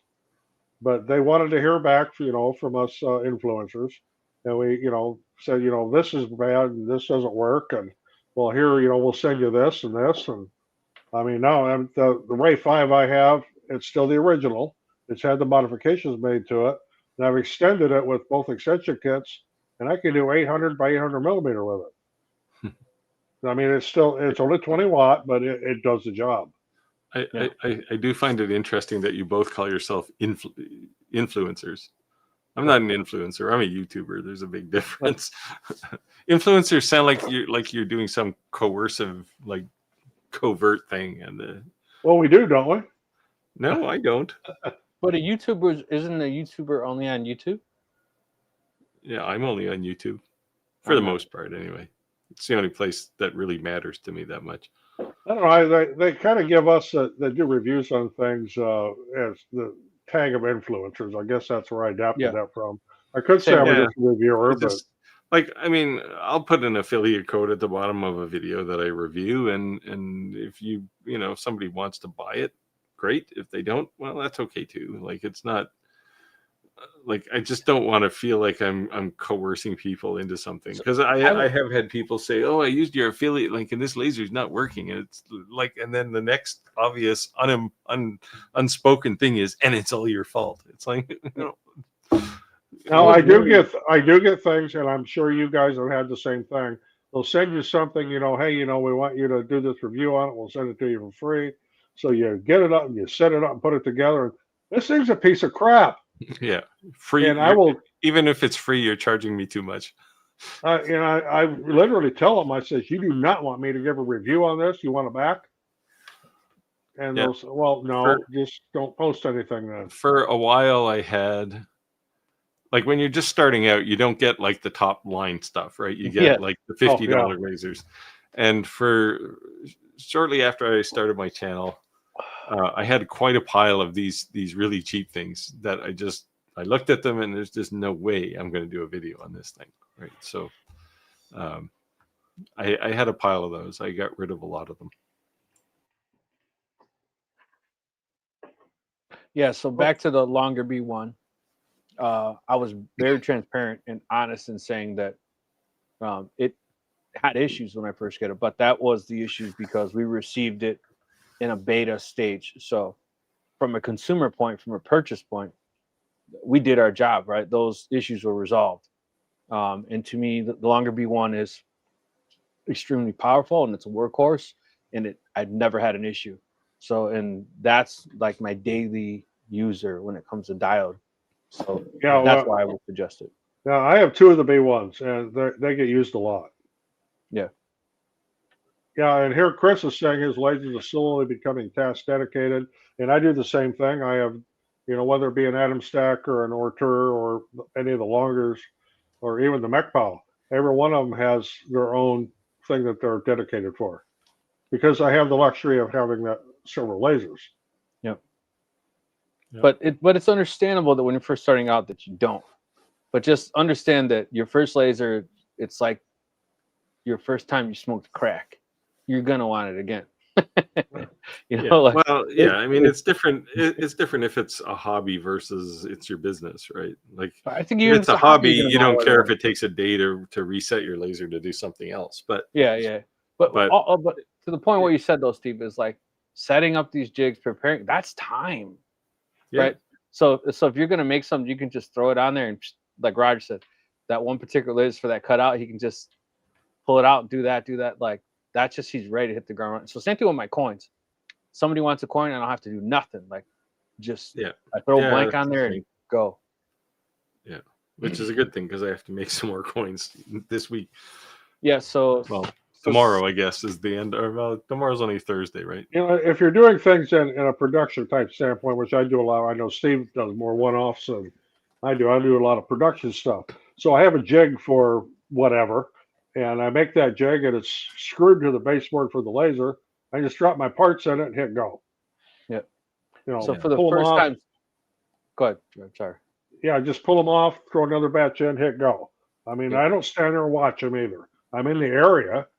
I mean, it's not like I walk away and let them run on their own. You know, crap can happen. So yes. Yeah. So Steve, I did break down, and I ended up getting the a magnetized. What was it called? A magnetized tumbler. I was reading what it said. A magnetized tumbler. Yes. Was that? Did I tell you to buy one of those? No, you were using a tumbler to do your challenge coins.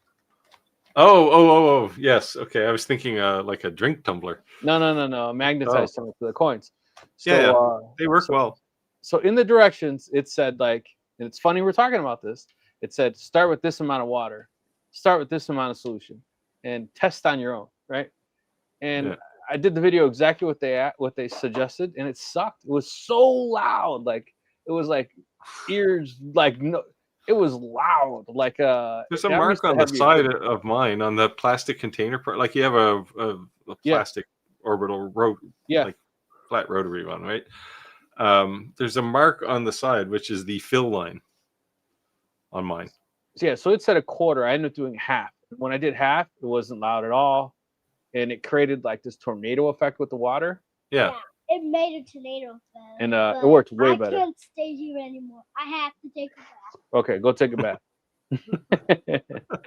But so you made fun of me because I always normally carry a coin in my back pocket, but I sold them all and I didn't have any. So this was straight out of the that tumbler. So it has a it's perfect. Yeah. There you go. And that's like 15 minutes, right? Yes. Yeah. And the thing is, you can throw it in there and you don't have to do anything else other than come back in 15 minutes. Right. So the one thing is that bulk of my coins don't have this like satin type finish. They're like a mirror finish.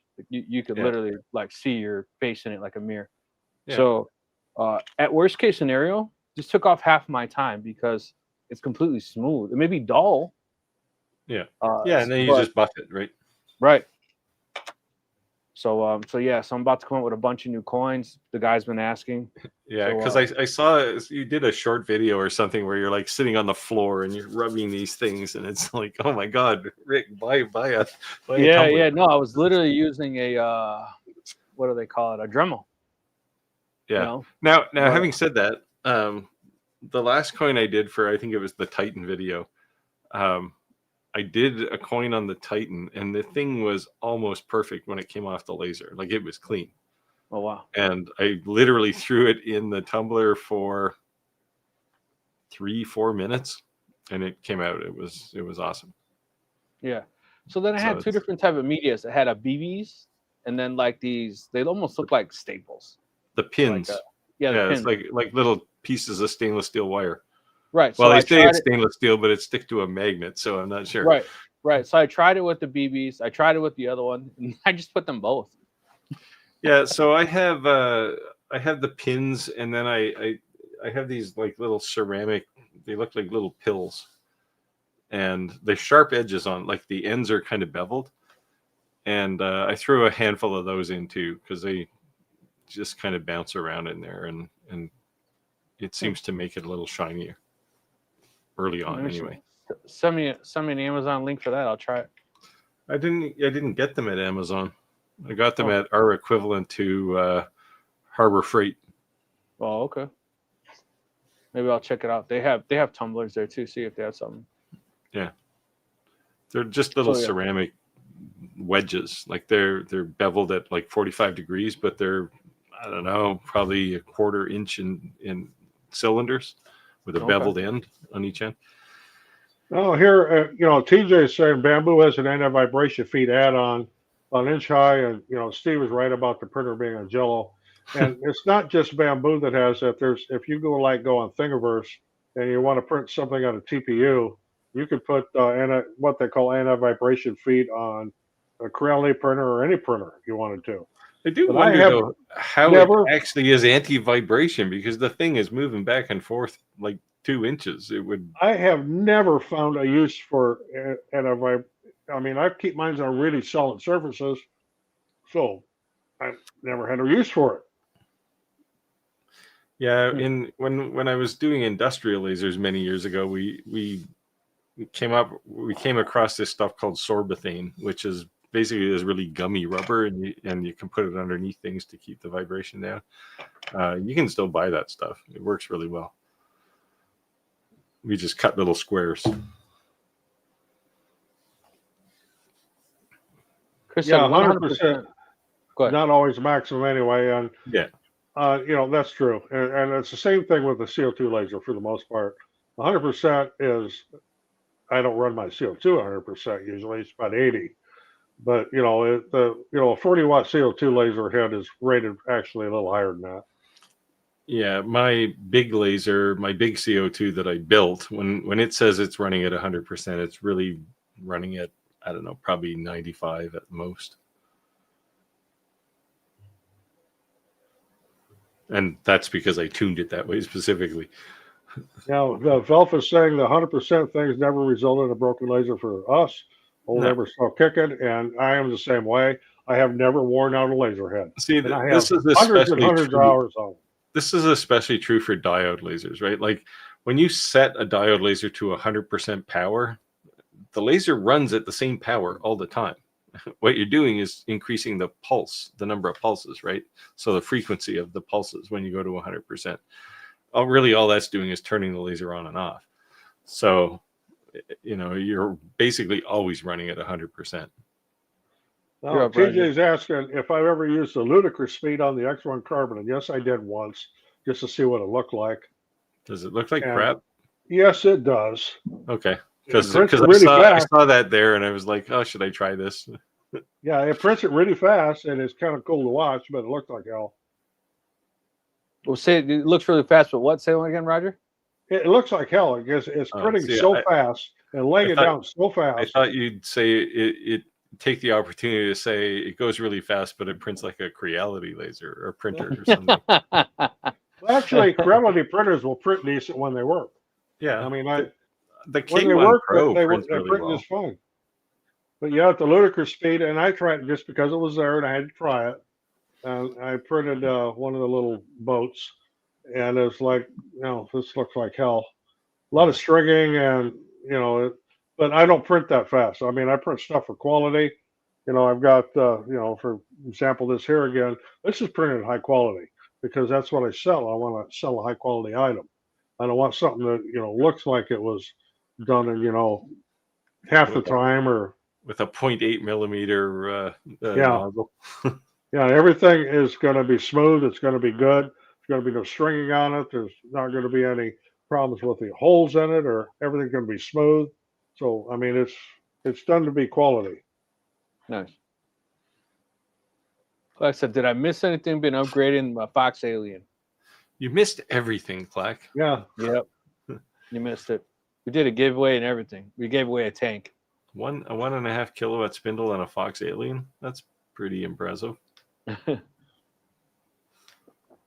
Tim said, my poor tool, X Tool F1 is now dedicated tumbler engraving. And it's still the easiest way I have found. Yep, it works well for that. My my F2 Ultra is quickly becoming a volume because I have the conveyor on it now. I'm actually going to drop a video tomorrow on a project I was working on with the conveyor. It's just become that. Throw a handful of crap on the conveyor and push the go button, and that's kind of where it's headed. Ralph Creation said, nice. We still think the F1 gives us the best results for tumblers, even though it takes some time. You know, we do a lot of tumblers. I mean, thousands of them a year. However, I have never laser engraved very many. Everything we do is dye sublimation. Yeah, you get color that way, right? Yeah, that's It's the big like, thing is color. Yeah, I mean, if I was going to do many tumblers, I wouldn't laser engrave them. I'd do them on the UV printer. Well, between myself and what my granddaughter does, when we buy tumbler blanks, we buy them by the pallet. I mean, we do that well with them. Yeah, you must be getting it for like $1 a piece at that volume. No, we can get them down to $3 a piece, though. No, that's a pretty good price. Yeah. Yeah, the laser chick was on our live at one point, and she does a ton of tumblers, and her fastest way she found was on a CO2 laser. So to each their own.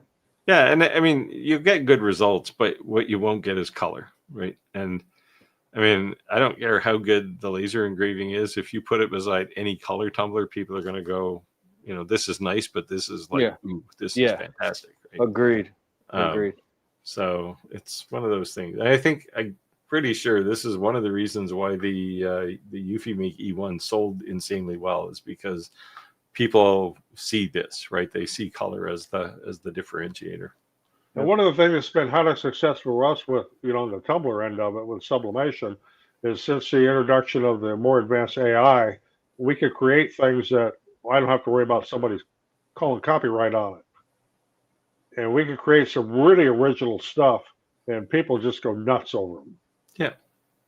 Well, that's the way. That's the other way to be unique, right? Is to be original. Like a lot of people will just pull some clip art off of some place and engrave that, but anyone can do that, right? The bulk of all the sublimation tumblers that I see, they're all bootleg. And what I mean by that, it's every sports team you can imagine. It's Louis Vuitton, like that's what. And I'm like, man, you guys are crazy.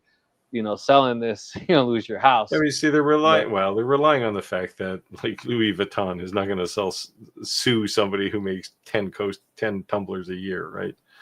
No, I mean, they're selling them at gas stations by me. So yeah, well, it's like everything that we do is we do not use any company logos. I mean, everything is original. So, you know, there's no chance of anybody coming back on us. So one of the recent ones I had to do for a polo team, if people are familiar with, I'm not talking water polo, I'm talking real polo. They wanted some tumblers with horses playing polo. Well, you're not going to just go grab clip art for that, but with AI, by God, you could create it. There you go. Yeah. You know, we did 50 of them, and it was good profit. Yeah, if you try and grab clip art of some horse with a polo player on it, you're probably gonna get Ralph Lauren uptight with you, right? Well, what they wanted was the horses actually swinging the polo mallets. Tim said that's a real AI requirement at that point. It is, and it came out excellent. I do not have one down here to show because I know we did 50, we sold them all, but it was pretty cool. And the horses were smiling too. Nice.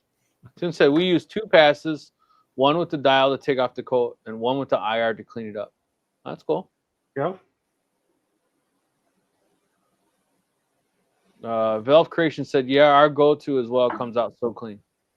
Yeah, and what's crazy is that we just talked about that last week, about not a lot of people using the dual lasers, the dialed versus IR. And I was only using the Adamstack Craft for the dual to create that illusion effect. Otherwise, I had no purpose using the dual. You're up, Steve. Tim says, "What, Steve? You influence my wallet all the time." Well, you know, your wallet and I have a special relationship, apparently. Just don't let them become friends with your wife. The silver fox. I tried to sell him on a Carvera Air in advance, but he wasn't interested this week because I have to do the video on that, and I don't really need a desktop CNC when I've got a monster sitting in the corner of my shop. Chris said it's a conspiracy to keep all their wallets empty. Well, I must be doing really good with Xtool because my Xtool commissions have been really, really good. Xtool, Nice. yeah. I mean, I make a lot of money off Xtool. Yeah. And it's we, not. we creates the other one. I do really, really well there too. Yeah, like a lot of people beat on Xtool for their pricing, but when it comes to buying a laser, a lot of people buy them because they have big market share, right?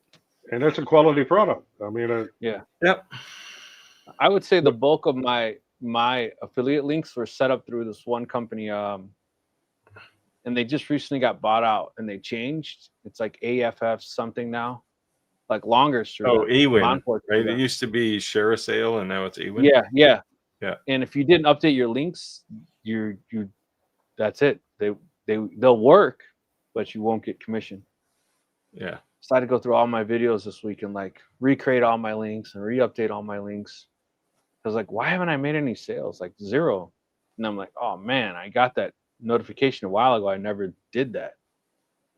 But Velth is asking here. He says, "How when people say I need to buy a laser, what do you recommend? How do you answer that without asking them a list of questions about what they want to cut or engrave?" And that is the biggest thing. Yeah, what do you want to do? You don't recommend it until you ask the question. Yeah. Right? You have to know what they're going to do with it. And big thing is, I want to buy this. I want to cut some stuff out of a steel plate. You ain't gonna do that with a diode laser. And here it goes on.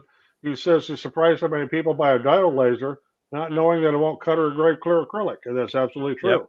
I've had people clear acrylic, complain you need about CO2. that. Got to have CO2 to do that. They'll send me a message and say, no matter what, I just can't seem to cut acrylic. And say, well, what kind of laser are you using? Oh, it's like whatever, a longer B1 or something. It's like, yeah, it doesn't matter. You're not going to be able to do it.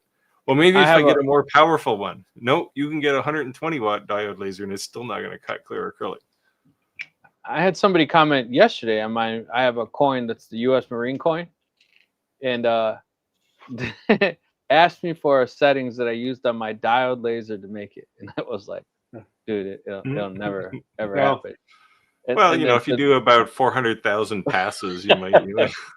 Yeah, and then went on and on and on. So I finally tagged him with Chance and said, if you purchase a fiber laser, you need to know how to do it. Pay Chance, he'll teach you how to use it. So sorry, Chance, you're watching. I pawned him off on you. But at least he'll learn something.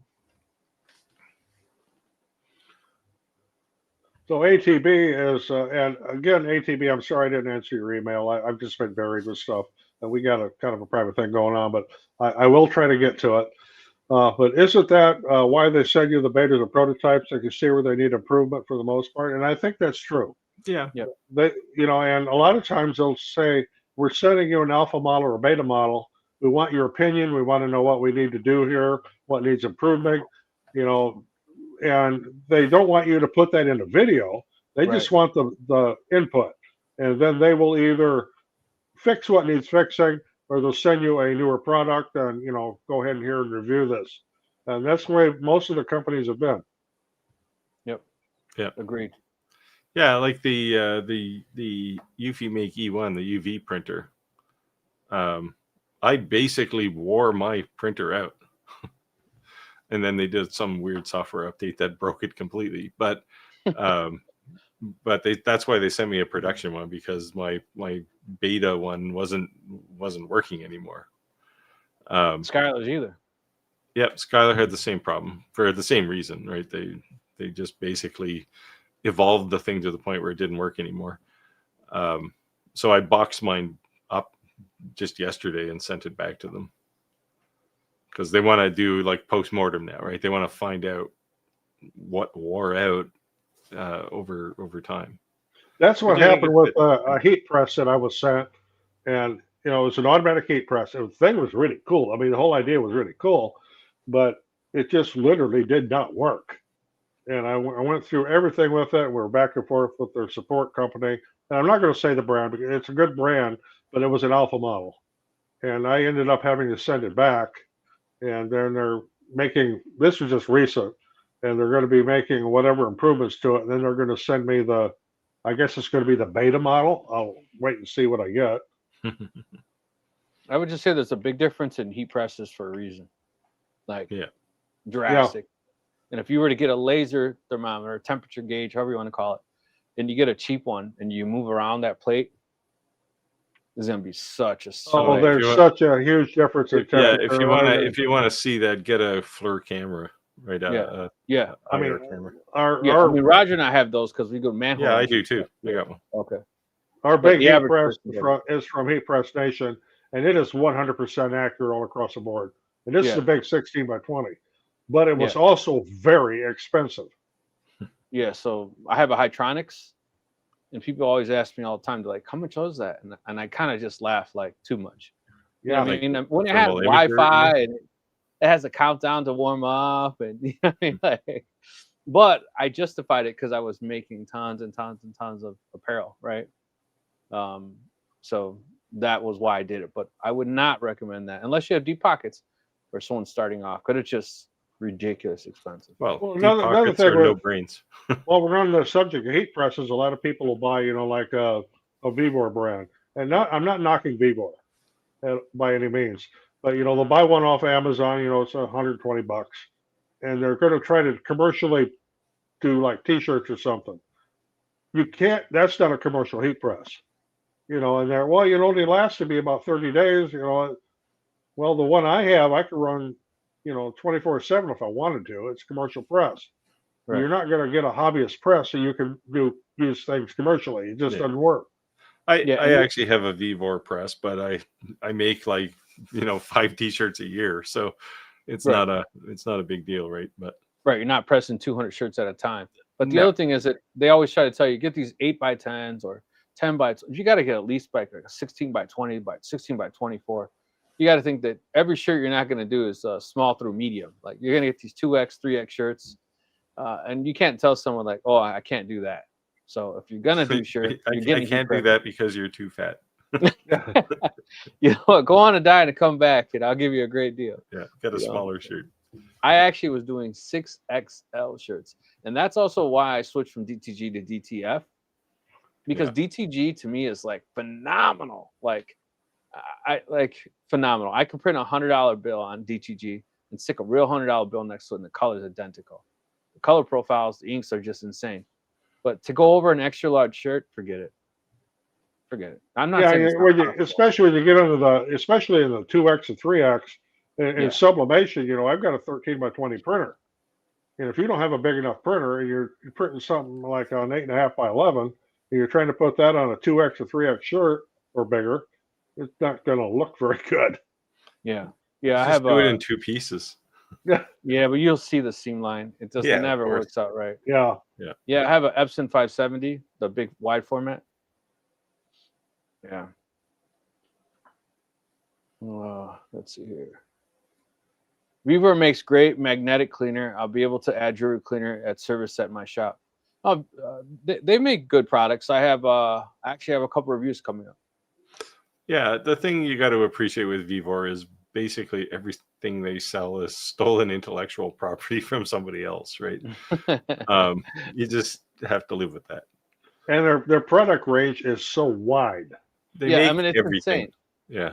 You could buy a pencil from them. I mean, and buy a truck lift. You know what I mean? Well, I was looking at putting hydraulic steering on our pontoon boat, and Vevor makes a kit for it. That's on a pontoon boat. It's like they went to China and they said, "Oh yeah, we can make that." Put her name on it. Oh yeah, we can make that. Yeah, they definitely have a good mix of products. Speaking of, here you go. He says, "I have a Vevor jewelry one. Works great." Yeah. It's okay. But. A grease Tim gun. Says, Tim's saying the 100% concern is a mostly CO2 concern due to the tube. That is true, but there is I I call it an old wives' tale about running a diode laser at 100% will just ruin it. And I've done it for years and have never worn out a head. Like I said, when the diode is on, it doesn't matter what the power set to. It's basically peaking at 100% light output, right? It's just pulsing more or less depending on your frequency, your power setting. Yeah, a lot of people agreeing with that. The whole idea of 100% just run it. Yeah. You're up, Tim Steve. says, I will use the E1 also if it ever gets here. I know they're shipping them now, Tim. It's just, you live in the backwoods of Canada, so you'll get it. You'll get it at some point. You got another one, Steve. Velf says, I mentioned the UV tumblers. What do you guys think of the Eufy Make E1? It is by far the coolest tool in my shop. It can do a ton of things. Now it's not for everything, but man, if you want to lay down ink on anything, really, it'll do it. Except for silicone, like watch bands. You can't print on these things. It just peels off. So you tried? Yeah, of course. I tried everything, and watch bands, these silicone or TPU watch bands are just something that just does not work. I like that immediate response. Yeah, of course I tried. It's like, why do you climb a tree, right, or a mountain? Because it's there. Too funny. Tim saying, don't know. I'm a backer 154 and still have nothing yet. Yeah, he jumped in early. Well, my fingers are crossed for you. I'll send them a message. I'm sure I'll have great influence over them. And Trade Skillers Anonymous, or the thing I appreciate recently is positive energy influence the community. And thank you guys for being that voice, and we appreciate that. Yeah, well, that's why most of our channels exist, right? All three of us, when we do reviews of something, they're 100% honest, and they are not influenced by the manufacturer. Yeah. They'd like to. Yeah, well, they'd love that many zeros yet. Yeah. We're like, this works great. If I get something, or if they want to send me something and they say, well, we want to see the video first before you can publish it. Well, or no deal. So I mean, sometimes I'll let them see it, but I'm pretty clear that I'm not going to change it. Yeah. I had a unique offer the other day. Someone said to me, Rick, you're 45 now, you're getting older. I was making fun of that. My wife makes fun of me. And by the way, I got backup on this. Anyone else wants to back me up on this, please do. She says, you need to go to a doctor and get checked. And I said, why? She said, you come home from work, you sit on the couch, you take a nap. I said, I'm 45 years old. I'm getting old. Oh, that's not right. You used to work 110 hours a week. I said, look, just because I'm a lineman doesn't mean I'm not supposed to work till the day I die. At some point, like working 110 hours a week is not normal. People don't do that. Just because I did it for years doesn't mean I always want to do it. So now I have a number 40-hour job, and I come home and I take my little 45-minute nap. So I said this to someone. So lo and behold, they're starting a company that's for supplements for guys 45 and older. For old guys. And she says, Rick, what would you think about trying this? And give us your real feedback. And I was thinking, like, what the heck? Were you insulted? You get insulted when you go to a store and some young person working in the store calls you sir. Oh man. So when you get home from work, do you guys take a nap, or did you guys used to take a nap from work? When I was working, no. Now, yeah. And my wife will give me crap about this because I'll come in late in the day and I'll sit in the recliner, start to watch the news, and I'll doze off. Yep. And she'll go over there, give me a kick. Why are you taking a nap? Go to bed. I mean, it's like friggin' 5 o'clock. I ain't going to bed. That's exactly what I say. See, I wake up early. I wake up about 5:30. So by the time I eat breakfast and whatnot, I'm in my shop by around 6:30.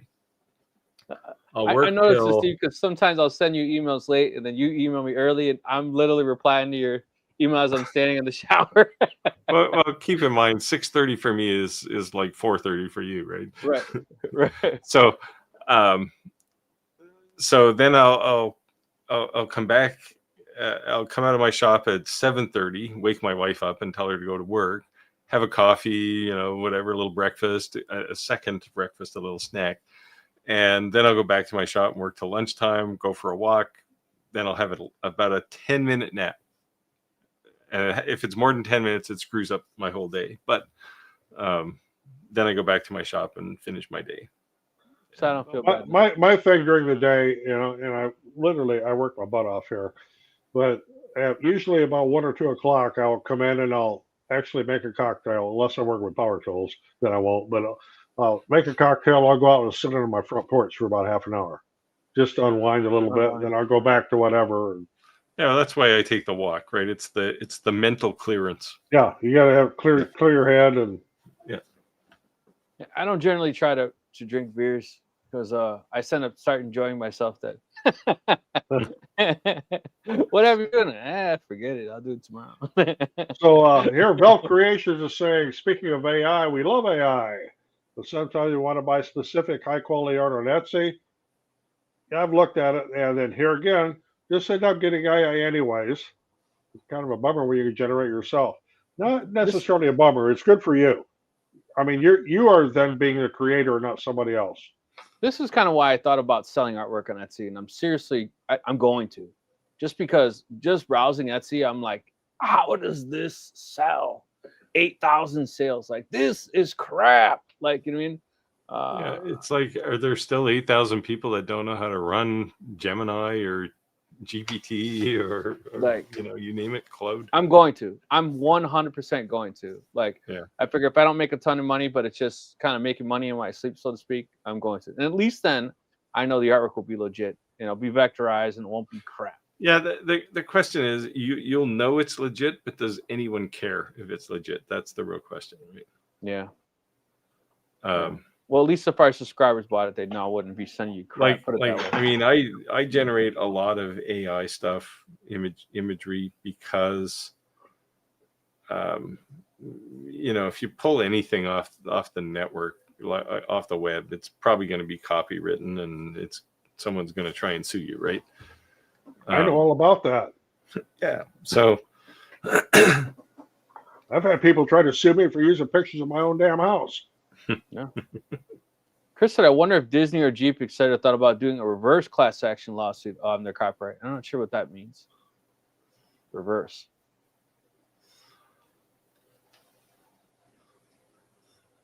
Tim said, let me watch that video, Steve. I may take it. Oh, well, yeah, it'll probably be another week or so.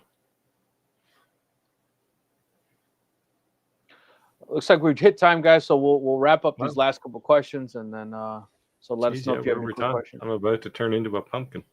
Yeah. Tim said, Velf, I just realized I watch your videos all the time. I'm a subscriber. Yeah, I have to check you guys' channels out as well. I apologize. I'm not familiar with it. I'll give it a shot. We should get Velf on for a night. You should come and hang out. Velf, send me an email. Check it out. We'll get you set up and see when time makes sense that you're available. You can be our fourth wheel for a night. There you go. Okay, ATB is asking what DTF printer do you guys have? Asking Rick and me. I do not use DTF. I just did not want to get into it. I've had offers to it. I just did not want to get into it. So that's more of a question for Rick. So early on, I think I was like one of the first 3 DTF printers in the United States, originally imported from China, and those printers. And for the most part, they were Epson L1800s converted. They may have called it something else, but that's actually what they are. That's what a lot of these printers are now. But DTF was a real struggle in the beginning because of film, powder, all these different things like that. But if you've ever watched any of my DTF videos, I can actually take film, ink directly off the film, and stretch it beyond the reach of the camera without it even connected to anything. Just literally just the ink off of the film. Yeah, it's very rubbery. Yeah. But then the other thing is too that I've done 110 to 300 washes on the same exact shirt. I literally threw it on the floor, and every time we did low, we just washed it over back to back, back to back to back, until I actually was able to see it start to crack. So if you're looking for an industrial DTF printer, the one thing that I would say is that keep in mind that to get a good cure time, your shaker is going to be fairly large. So again, I jokingly say about the size of the door. Will it fit in your door? If it's going into a regular size house, you definitely want to make sure. But as far as stateside, the only stateside DTF printer that I'm aware of, period, you want to Google Dennis Moon. He's in Texas. And basically what he is he went to China. He went to all these companies. And now every single industrial rebranded DTF printer, they're copying him. And he has all these patents. So he was really a trendsetter, basically early on in the DTF printers, bought all these, invested, and then fixed all the issues and just hired a manufacturer to make them because they were like cutting corners. So the cool thing about Dennis Moon is you can buy printers from him, you can buy consumables printers from him, and you actually can get things printed directly from him. So let's just say you're a smaller shop and you got an order for 1,000 shirts and you're like, I don't have the man hours to do that. He's going to sell it to you. Or let's just say you're like, hey, I want to build a buyer printer, but I can't afford it. You can get them printed from him at a reasonable price and then make enough money to buy the printer. So, and Dennis helped me out so much when we first got into DTF. Like it's 2 o'clock in the morning, I'm up and I see his light green on Facebook. I'm like, hey, Dennis, you busy, bro? No, what's up? You know what I mean? Like, hands down, I would say that no affiliate whatsoever. If you need any kind of DTF printers or consumables, that man will bend over backwards. Like he literally says, if you want to go in business, fly down to Texas and work for him for a couple of days. If you can't make it work for him, then you're not gonna be able to work for yourself. And he's gonna teach you how to use a machine, because when you buy that machine from him, it's the same machine you're gonna have at your house. That's phenomenal that somebody would do that. Name anyone in the United States is gonna do that. They're not. They're not. You know, so if you're serious about it, you know, just think about a commercial DTF printer. It's like 30 grand. So yeah, in these desktops, what you know, what is like R3202 or 30 something print head, even a small desktop dual head printer, you're not going to put the bra in. If you're a person who's going to print 5-6 shirts a month, cool. But the other thing is that if you're not using that printer, DTF printers are notorious for your print heads drying out. So even if you wet cap it, even if you set it down, so my biggest thing is that I think DTF right now is awesome. Adidas, Nike, these big name brands are using them for a reason. But you got to pay to play, and just make sure when you're buying it, you're buying. Don't cut corners and buy a printer for someone and then go cheap ink and then ruin your printer that you paid good money for, and then try to go back to that person you bought the machine from and say, hey, this isn't working, when you bought crappy ink. Because do not buy cheap DTF ink, because a lot of times they'll have metal or metallic in them. Didn't really go down a rabbit hole, but yeah. So Dennis Moon. If you got anything from it, Google Dennis Moon. Chris said Beaver is the master of rebadging. Yes, they are. TJ said, should I, with no CAD experience, go straight into 360 or cut teeth in Tinkercad? Is it a waste of time to learn Tinkercad, or does it have its place? Tinkercad has its place. It is very, very simple to learn, and it will give you an overview of what you're going to get into when you go into 360. Yeah, eventually you'll be in Fusion, though. Everybody ends up in Fusion at some point. I think this was for you, Steve. Velp says, have you tried the flexible white ink on silicone? Not specifically, but I don't imagine it's going to stick either. I should try it, though. Hardly anything ever sticks to silicone, other than silicone. Yeah, there's a reason silicone is as popular as it is, right? It's because nothing sticks to it. Oh, ATB says, I get it sold when I buy liquor, and the checkout person asks me for an ID. Now look at me and ask me why somebody would ask me for my ID, but it happens here in Illinois because it's absolutely required by what they call the tips rule. So, you know, if I go into, let's say I go to Cracker Barrel and want to get a Blue Moon beer with my dinner, they have to see my ID first, even though I'm very obviously a little bit over 21. Yeah, here you're saying you have the opposite problem trying to get the seniors discounts to show proof of age. Now, nobody hell ever asked me that. They said, I want the seniors discount. No problem.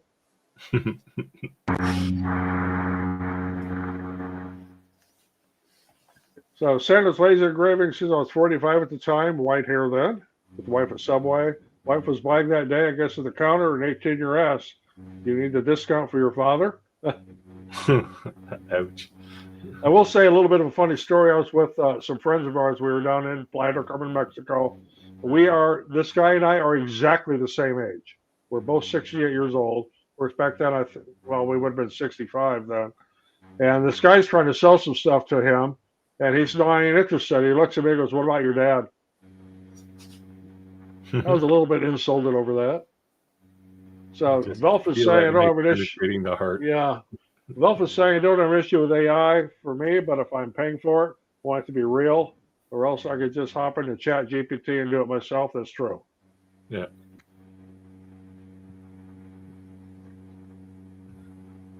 Says, "You'd be the first to show my face. Think about it. Thanks for the invite, guys, and you're absolutely more than welcome." Of course, he doesn't say he's going to accept because you know he's clearly like some kind of undercover agent. Well, he can't be uglier than me, so might as well get on here. You might be wanted in 37 countries. You don't know. Oh, yeah.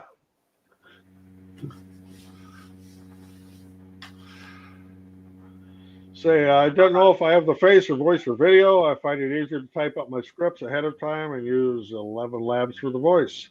I like to use my own voice. Yeah, me too. That's all I got.